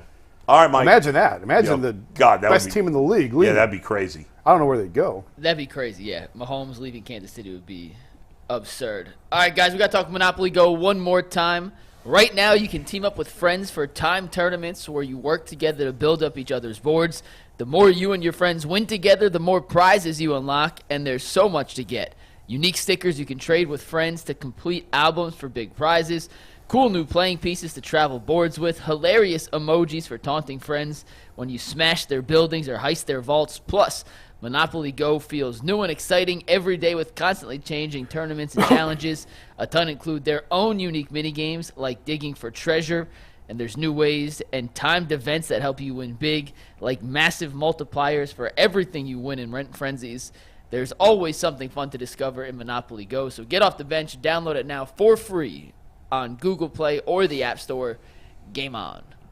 Bull, you weren't here yesterday. Jason, Tyvis, none of you guys were here yesterday. We talked about the Browns draft picks. So before we get into the actual question I have regarding the draft, and before we bring our draft guest on in 15 minutes, what was your overall impressions of how Andrew Berry and the Browns did in the 2024 NFL draft? You know, I saw Dane Brugler, Oh, I did. who writes for The Athletic.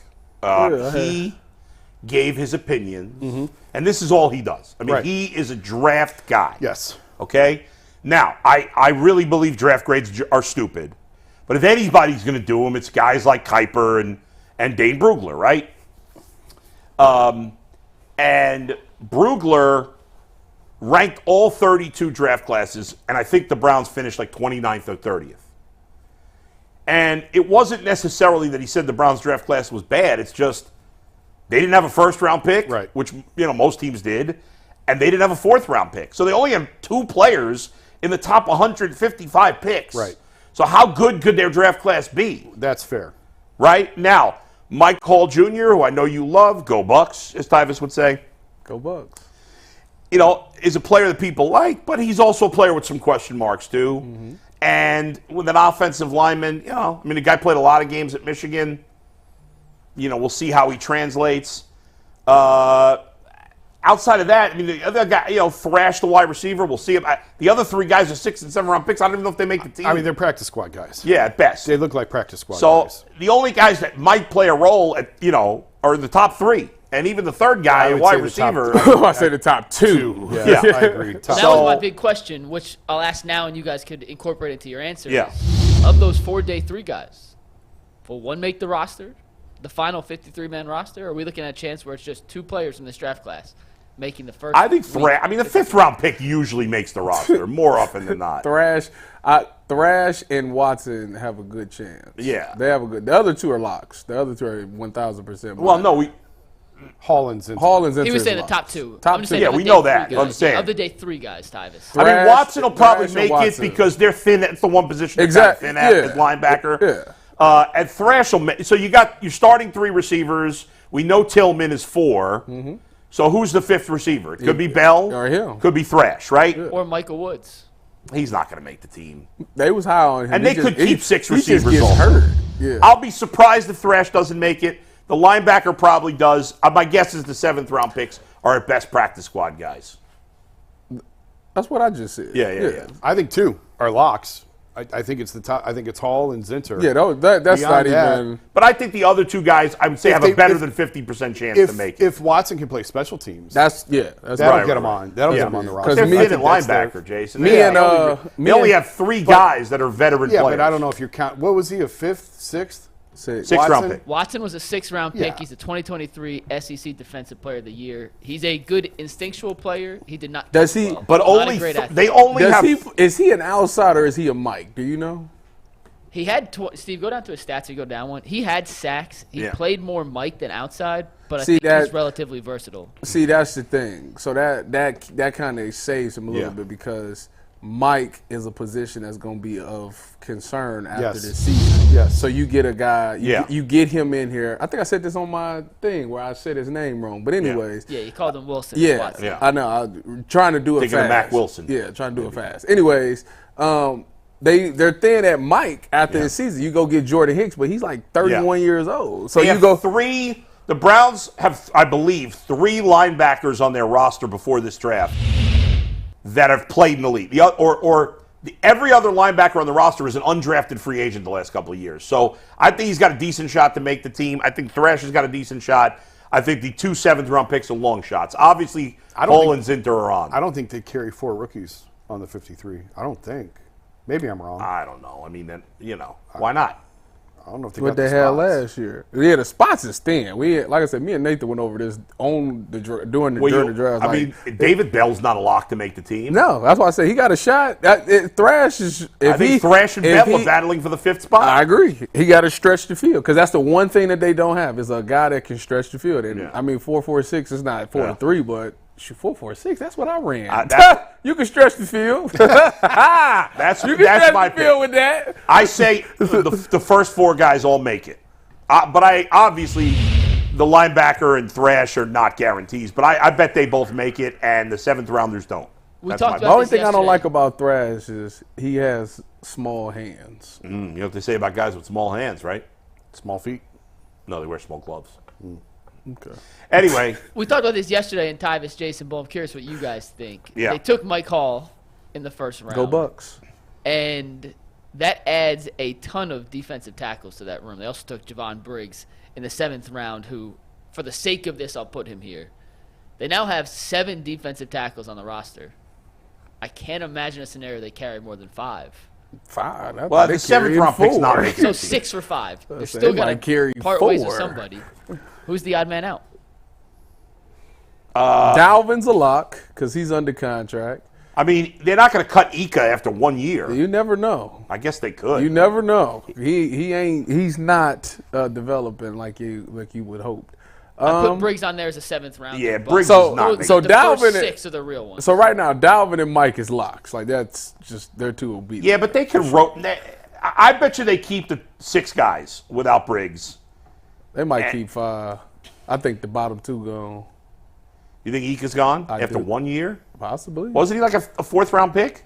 4th round pick. last That year. ain't. All right. If Jason, one what say through, you? 1 through 3 keep you for a year, for 2 to 3 years. Tomlinson, Hall, Harris, and Hurst are on this team, obviously. 3rd round pick. Excuse me, 3rd round. Yeah, Ika was Tomlinson- just drafted in the 3rd round last year. Tomlinson. I guess I Hall. shouldn't say obviously on Harris and Hurst, but I have to imagine that they're back. Yeah, but they can rotate. I don't know Tomlinson is not going anywhere. He's Guys, under no, contract. guys. Hurst I don't know that you need to separate the tackles and the ends like that because some of those guys have some position flexibility there. With who? Oh, Q is the only one. Well, okay, but I think it's possible they keep 6 of those guys. Well, if they keep 6 of those guys, I don't think they 3 keep the defensive 6. ends. What's that? You're only keeping 3 defensive I ends. usually then? keep 10 defensive linemen. Okay, you only keeping 4 of the guys they have. Well, who do they got on the ends? Miles, Zadarius, Double O, Alex Wright, So that's 4. Who's And the 5th guy? Isaiah McGuire. They said who they really like. I would say it's between McGuire and Ika for the last spot, Going then it's McGuire. to me. I mean, who cares? Ika didn't show you anything, but he was a 3rd-round pick, so I don't know if they want to give up on him after 1 year. It doesn't matter if they cut him or not. He's going right back to pre-squad anyway. Yeah. All right. And then none of the guys they drafted are going to play. Mike Hall's not going to play much He'll be in this the year, rotation. unless he just kills it in camp. He'll rotate. Zinter's only going to play if You there's want to injuries. keep those guys. You want to There's keep the D always tackles injuries. rotating. Early on, he may not, like Zinter. He's not going to start right But away. no, Obviously. yeah, But I mean, Joel's had all kinds of back problems. Sure, and he'll getting get an older. opportunity. Wyatt's had a ton of cap. but he's got to play well to become the third guard. Yes, obviously, but they had to get younger at that spot. Yeah. They've got to get cheaper at that spot. They're paying 12 those guys million a ton of apiece. money, and it's worth repeating. I think I said this after the Houston game, but had they obviously they weren't going to win that Houston game, Yeah. but had they won, I don't know if I don't think either of those guys would have been able to go. Well, I mean, listen, they may move on after this year. They may move on from Conklin, Wills, and at least one of the guards because they're getting. Oh, I mean, maybe Antonio's old. Antonio might retire. He on year I 11. don't know if he's going to retire. But Year I 11. don't know. It's up there. You think he could retire after this year, Antonio? Not yet. Not unless the back really turns. But Backs are I tricky. mean, in a perfect, like it's possible if the Browns get good health luck this year, that nobody for this draft really plays at all, any significant minutes. That'd be great. I mean, that they did a really good job of putting depth on this roster. But I don't think there are other teams that look to have gotten better on paper. I don't know that the Browns improved much on paper. What I actually like Cincinnati's draft. I think they got a high upside, especially That offensive lineman, especially Mims. if the receiver turns out to. They say he's like Yeah, why did he get drafted so low? because he's it's like off the field stuff. Yeah, right? he's like immature, but like when he's on the field and he's locked in, he's really good. And Mims, you like Mims? I like Mims. He's I huge. was shocked because didn't they sign Trent Brown? Right, but that's 1 year. You know, who knows? I don't get too worked up about the draft. I'll wait to see. Do you know what is Zach Zinter a right guard? I think he played both. Okay. He started a lot of games in college, didn't Yeah, he? was Did a he play like consensus 4 years? He was All-American. 3-time All Big Ten, excuse me. I still don't understand what the Falcons were doing drafting a quarterback. And what 6 quarterbacks in the top 12 is nuts. You know at least 3 are going to be busts, and probably more. But here's what I don't understand about the Falcons. The excuse that people are making is, well, with Kirk Cousins, they're going to be good the next couple of years. That's exactly what I So said. they're not going to have a time. But if this guy, first of all, this guy's older. How old is he? 25, right? 23. Oh, I thought he was 25. He's only 23, you sure? I think he's about to turn 24. I'll confirm. So, Kyle Manzardo. yeah, but he's not going to play for 3 years. Oh, yeah, he's He'll 23. play before that. He has the same birthday as me. 23 Yeah. years old. He'll be on You the a field fan? before 3 Mike's years. birthday is next week. It is. You a fan, Mike? Of Mike Penix? Yeah. I wouldn't have taken him at 8 over. How old is Penix? What is he turning? 24. He was born in the year 2000. All right, so he's 24 years old. So by the time he plays, he's going to be like 27, 28. Brandon Whedon. And he sucked. Who knows, though? You coming back from an Achilles injury, you might not be the same. So I just think if you're the Falcons, He's and he's not waiting 3 years. you to get on paid the all field. that money to Cousins, Yeah. you should be trying to win. Yeah. You're in a division that you could win that division. Oh, they are trying to win this year. Well, then why wouldn't you go to get him more weapons? But I do agree. I said this the day after the draft. The reason I didn't hate it, you can say did they get the right guy or not in Penix, because I agree with that. I don't know if that's the guy I'm doing that for. But the price to get up from the 20s to get up to the top 10 is exorbitant in trade compensation. Yeah. So if you've got the guy there that you have to trust your front office. All right, That's well, why they're in yes. that position. I don't love it. I don't love it. I understood it. I didn't love it, but I understood it. If I'm Cousins, I'm pissed off. Oh yeah, for sure. He should be. Go ahead, Mike. We got our guest. We're going to bring him in here in 1 second to help us break down the NFL draft even more. But a last reminder that Jason and I are doing the Ultimate Cavs show on Wednesday this week, not today because of the playoff game tonight. I will be doing a post-game show as well, so you can watch bowls, and then you can get into some more in-depth basketball analysis on what happens in the game. Well, you're not going live. I'll go live after post-game. I'm sorry, So you'll but- be live right after the game. So watch my podcast and then come over and then to go watch UCSS. Mike's because we'll be on back-to-back. So that's good. Correct. Yeah. So make sure you guys tune in. 8 o'clock tip-off is way too late on NBA TV Ugh. or Bally's. So if you Yeah, do that's not have brutal. Bally's There's no need. or NBA TV, be ready to illegally stream the game. I did not recommend that. I'm just telling you that's the only way It's to about do to. it. It's probably won't start till like 8:15. I know. It's a They say pain in the 8, but ass. that's bogus. And with that, let's welcome in our guest. It is Damian Parson of the Locked On NFL Draft Show, who knows more about these guys than any of us. So, Damian, thanks for joining us today, man. How you doing?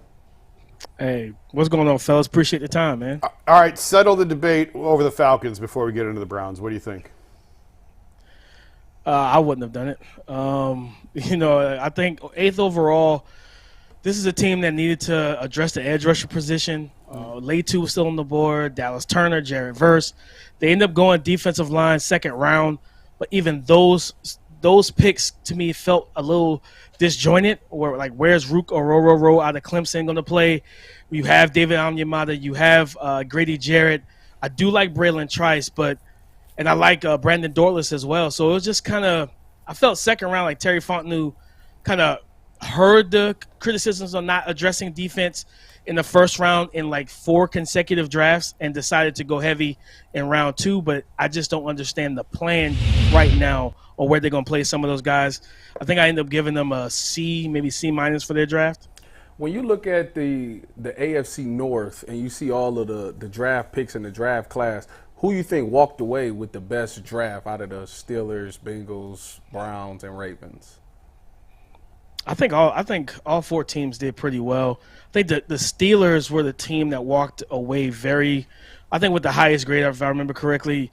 Going O-line, right? You know, I've said it on the pod all 2023 and for the whole entire draft season. Dan Moore, who played their left tackle spot last year, believe he accounted for 55 pressures by himself, right? There's some offensive lines that only allow that in a season. So in that situation, needing to get better on the interior.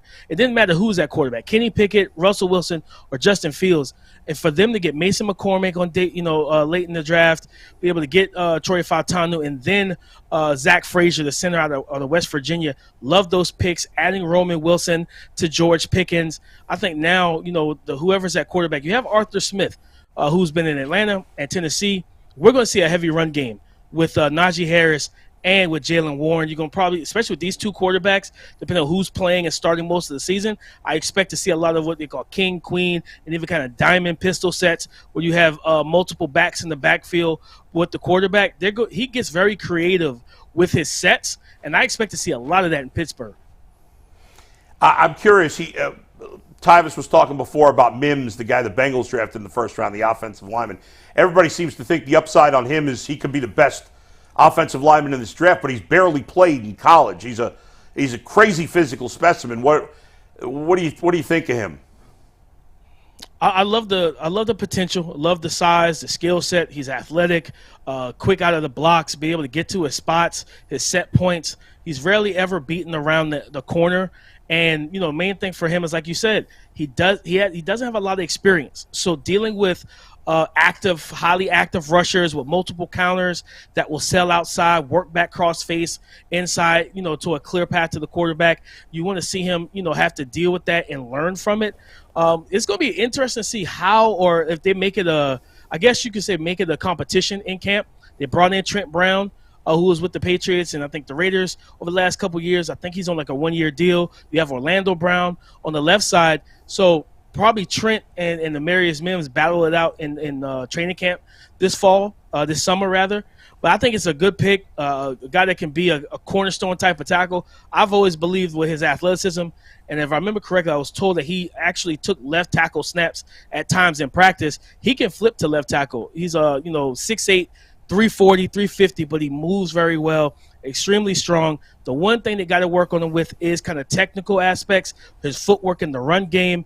To be able to be that big and physical and that strong, you want to see him start to wash guys down, displace guys more in the run game, and create bigger alleys and lanes for the running backs. David, let's talk about another offensive lineman. Obviously, we talked about Zach Zinner here for the Browns, who they took in the 3rd round. A lot of starts at Michigan. Seems like a good, solid player. If the Browns needed him to play this year, because they've had injuries on their own line, is he a guy who's a plug-and-play guy ready to go? I think so, especially because Kevin Stefanski has always kind of leaned into the run game. You watch Michigan the last 2 years. One thing about Jim Harbaugh, he ran the football, right? And whether it was zone, gap scheme, and power, those guys from that offensive line know how to get vertical. They know how to double team, climb up to the second level, move guys out of the way, and create running lanes and even cutback lanes. I think in pass protection, he has enough footwork and nimbleness in his feet to move laterally and mirror rushers, but at the same time, you're playing guard. You got a bumper on each side of you anyway, so knowing how to close angles and close doors will be big for him. I think he could step in as a rookie and play some significant snaps if he's healthy and he's ready to go. You know, when you look at the second round pick, Mike Hall, a lot of people were upset because it was some wide receivers, you know, available for the Cleveland Browns at that 54th pick. Do you think that they did the right thing by getting a defensive tackle, or do you think they should have addressed the wide receiver position at that point? I'm fine with them taking Michael Hall. He was one of my favorite interior defensive linemen in this class. A guy, to me, he might have been arguably top 2 to 3 in terms of pass rush ability. Talking about agility, quick twitch, strength. I remember watching him down at the Senior Bowl. He was so difficult to defend in one-on-ones. He's got, you know, good, I think 33, almost 34-inch arms. He knows how to, you know, use different quick, different counters to win and collapse the pocket. And he can, you know, convert speed to power. This is a guy that I absolutely felt like was an outstanding pick for them. You have Myles Garrett. You have Zadarius Smith, right? But I believe Myles Garrett is one of the most double-teamed edge rushers in the league. I know Myles at some point is like, can I get a little of that T.J. Watt love? I know Steeler fans won't be happy about this, but it's the truth. T.J. Watt isn't double-teamed nearly as much as Myles Garrett. So if you can create more of an environment where defense or offensive lines have to come out and say, listen, we can't just double Myles because they have multiple guys that can win one-on-one opportunities, I think Michael Hall absolutely gives them that. Ideally a 3-tech, and for me, I would love to have him as that 3-tech spot, a line beside Myles, get that quick twitch, that explosiveness from those two guys rushing off the same side. Let's give some offensive lines hell. When you look at the 49ers, obviously they got Ricky out of Florida. Which receiver, it's been a lot of scuffle about one of the receivers moving on between Debo and Brandon Ayuk. Which receiver do you think Ricky is there to replace? I kind of feel like it's Ayuk. I think, you know, getting the calls and texts during the draft that, hey, they preferred to move Debo. And I understand why, right? He's battled some injuries. They use him in a variety of ways, but, you know, he has a decent contract as well. And Ayuk is the better pure receiver out of those two. But the trade compensation was like, I think I heard day 3, 4th round at the earliest for Debo, where teams would have probably given up a 2nd round for Ayuk. So I think the draft compensation for them would be greater because at the end of the day, if Brock Purdy, is able to repeat, right, what he did the last 2 seasons and even getting them back into being the kings of the NFC, back to a Super Bowl, how do you walk into that offseason and try and lowball him on a contract, right? No matter how, if you think he's the catalyst, if you think he's the one, we always, in the scouting community, we talked about trucks and trailers. Do I view Brock as a truck? Not necessarily. He's more of a hitch. He connects the coach who's the coach in Kyle Shanahan, who I think is the truck of this situation, and the roster as being the trailer, or vice versa, however you want to look at it. He connects everything together, and the hitch is important too, right? So I think no matter how you feel about Brock, if he goes and repeats the level of success, you have to pay him, and it's going to be hard to do that and pay what's the going rate for number 1 wide receivers right now? 28, 29, 30 mil? Yeah, something like that. I mean, Amon-Ra just got $30 million a year. Now I think Amon-Ra is better than Ayuk. I had to say, I don't think he's getting that much. But Jamar Chase is going to get 35 at least, right?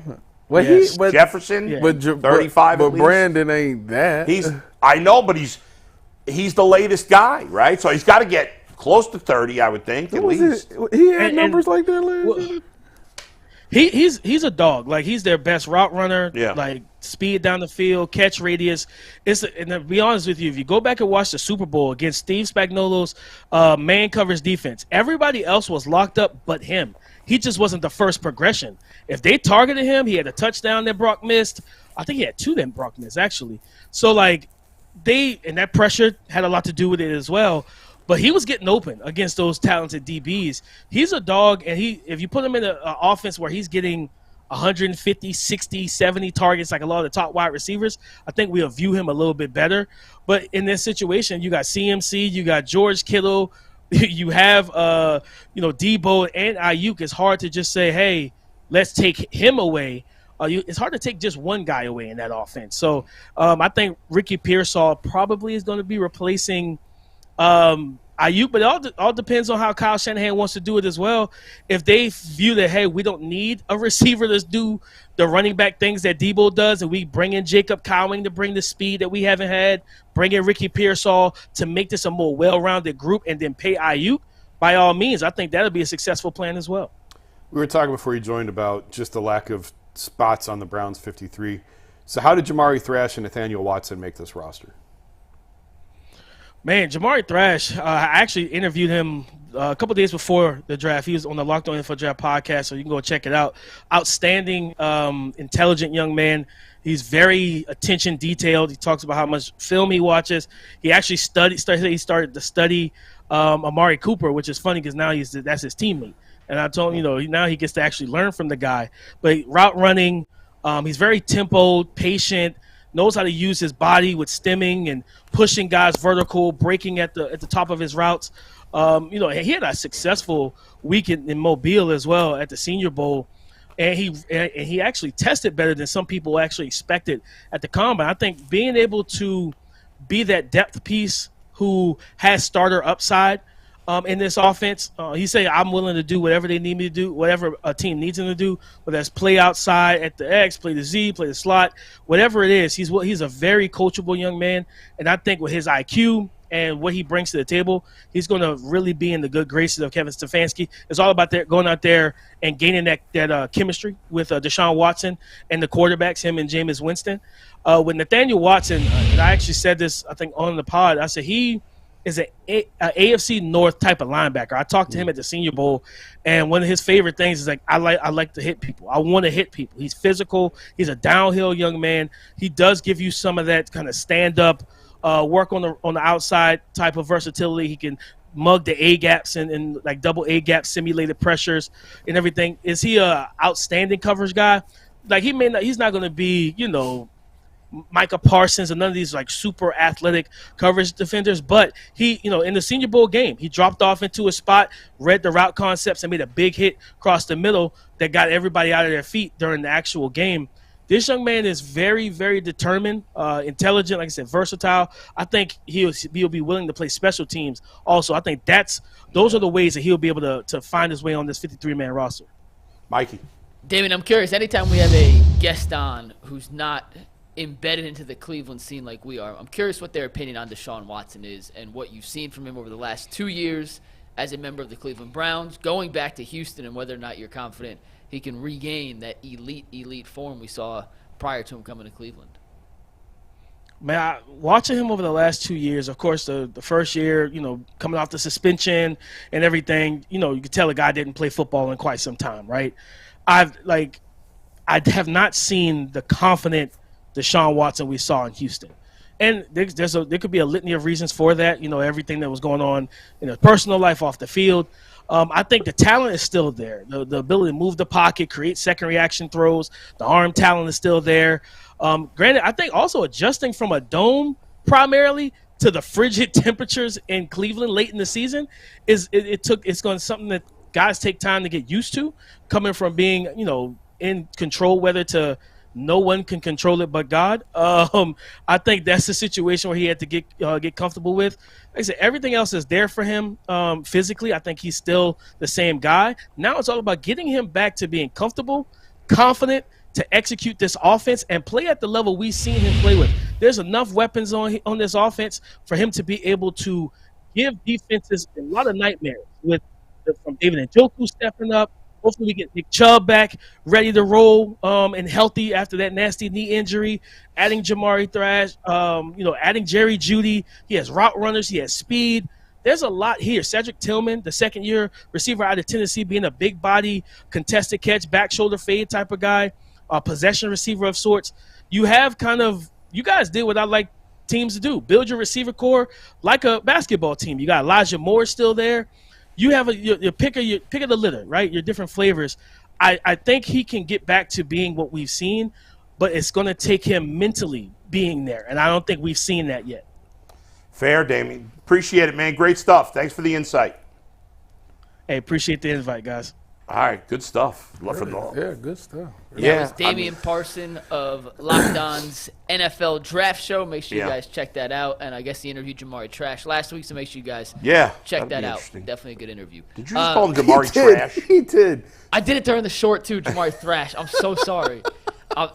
Jamari's not trash. He's a thrash. Freudian slip. Tyvus called Nathaniel Watson Nathaniel Wilson during his short. Man. Now you got to throw Thrash. Tyvus under the bus. Thrash. All right, got some super chats for us?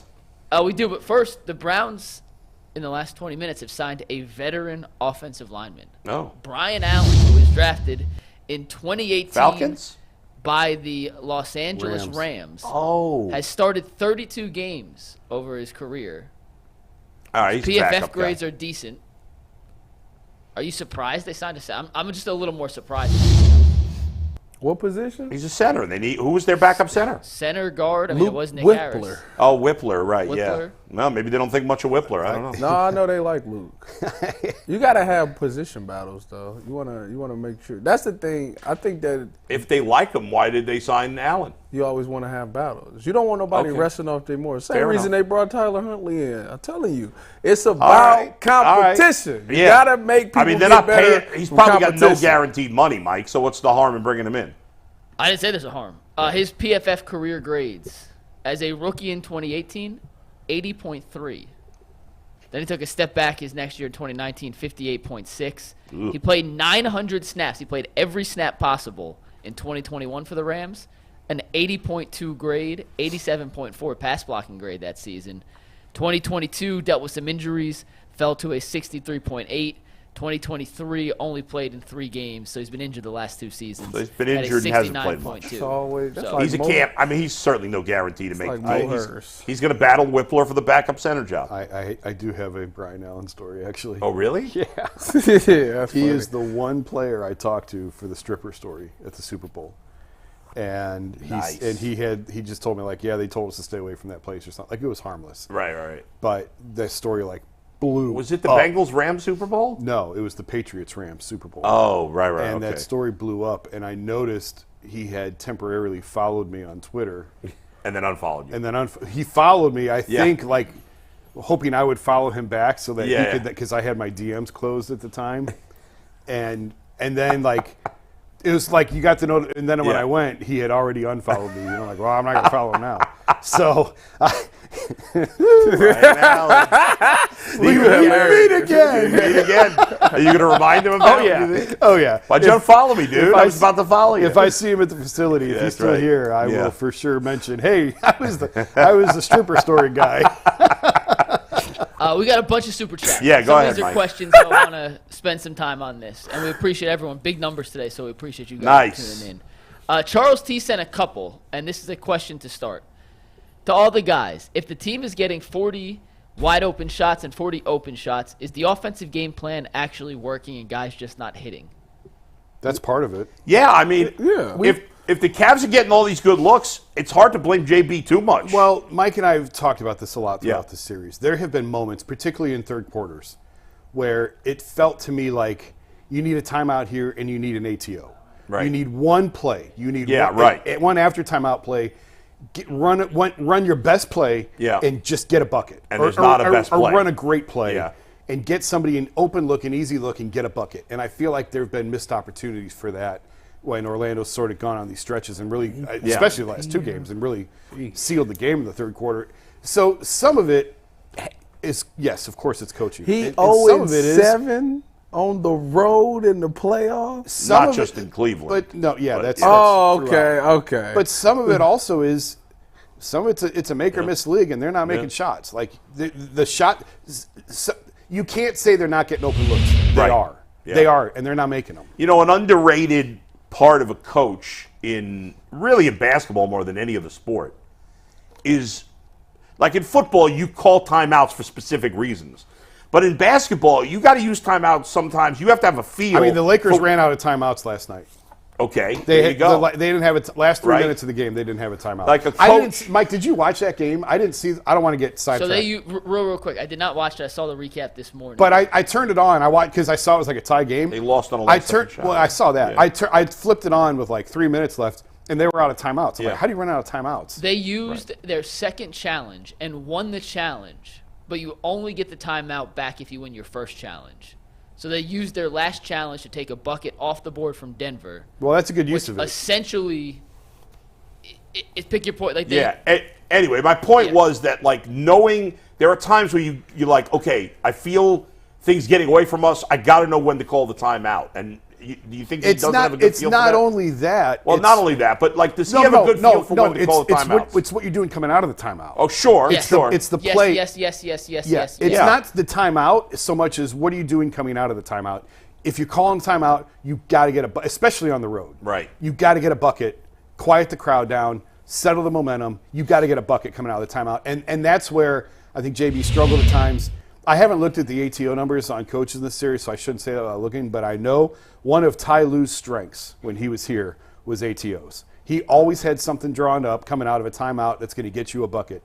I've said this before. Ty was on for a veteran team in the regular season. He let them do what they want. He let them go get drunk in Napa for 2 days. But in the postseason, he pulled them back in, and he is a phenomenal postseason coach. Well, the Cavs would be in much better shape with him or Mike Brown, wouldn't they? I think both of those guys are tremendous. Two of the best coaches in the league. Well, if the Clippers fall on their face, he might be available. Ty Lue signed a giant extension. Yeah, He not leaving. All right, Mike, what do we got next? Charles T. also, and real quick on that, I said it yesterday, and I'll repeat it again. It is a make-or-miss league. You work to get good shots. The Cavs, at stretches, have gotten good shots. They have to make them. Yep. They have to make shots. That's not coaching. That's a player thing. Yep. All right. Coaching is not absolved of blame. Do not get me wrong. But when they're getting open looks, JB and Luke Walton and their assistant, who I always forget his name, Jason, who's the lead assistant.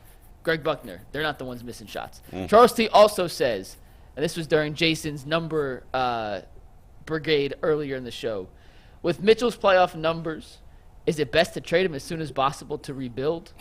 By the way, Tyvus, go Bearcats. Hey! The Cavs are going to trade either Donovan Mitchell or Darius Garland this offseason. They got it right. They should get rid of 2 of the 4.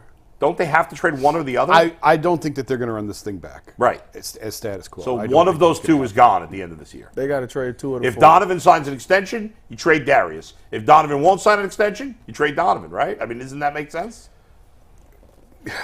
It's more complicated than that, but yes. Because Donovan signing an extension does not guarantee Donovan for 4 more years. It guarantees him for 1 more year. Maybe 2. Okay, so but to your point, in the end, probably that happens. Yeah, I don't think all these guys will be back next year. No. 2 of the 4. Next, Mike. Next one's also from Charles T. If the stadium gets built in Brook Park, maybe that will force the city to do something about that horrible airport and fix the screw-up they made with airlines losing being a major hub. Well, that has nothing to do with the city. No, they lost. I don't know if he's talking about United. The United hub. Yeah. They lost. I mean, United bought Continental, and their hub is Chicago, and they don't need 2 hubs 6 hours apart. Chicago's a much bigger city. That's not Cleveland's fault. I would love to have the airport is a waste, but they're renovating the whole thing. Are they finally doing it? Oh, yeah. There's a massive airport project. Yeah, they got a giant. No. Is he talking Burke I thought he was or also Hopkins? talking about. I thought he was talking about both. I thought he was talking talking Hopkins. about Burke. I thought he was talking about Hopkins. I thought he was talking about No, Burke he's the talking whole about time. Hopkins in terms of the hub. But I thought he was talking the other thing about the Burke Airport in terms of downtown. I mean, it is. I think it's a waste of space. Right, but I think there's something about the land that can't be done. I don't know. It's complicated. Go ahead, Mike. Next. Charles T. has his final super chat. Shout out to Charles T. He's a today. rich guy, Charles. Once again, city some development thoughts. by one of our sports owner instead of city officials. City officials win again and pocket our tax dollar and rack in bread from Haslam developing out there. It's I'm not. not following. Why would the city officials be racking in bread? The city officials are not in Brook Park. They're not getting any money out of that. I don't know. Anyway, go ahead. Next, Mike. I'm not following 3 more. Or MacDog. How should Dan Gilbert hold Kobe Altman accountable for the Cavs' lack of success? He hired JB, gave Garland a max deal, traded 3 starters and 3 first-round picks to get Mitchell. Should he go?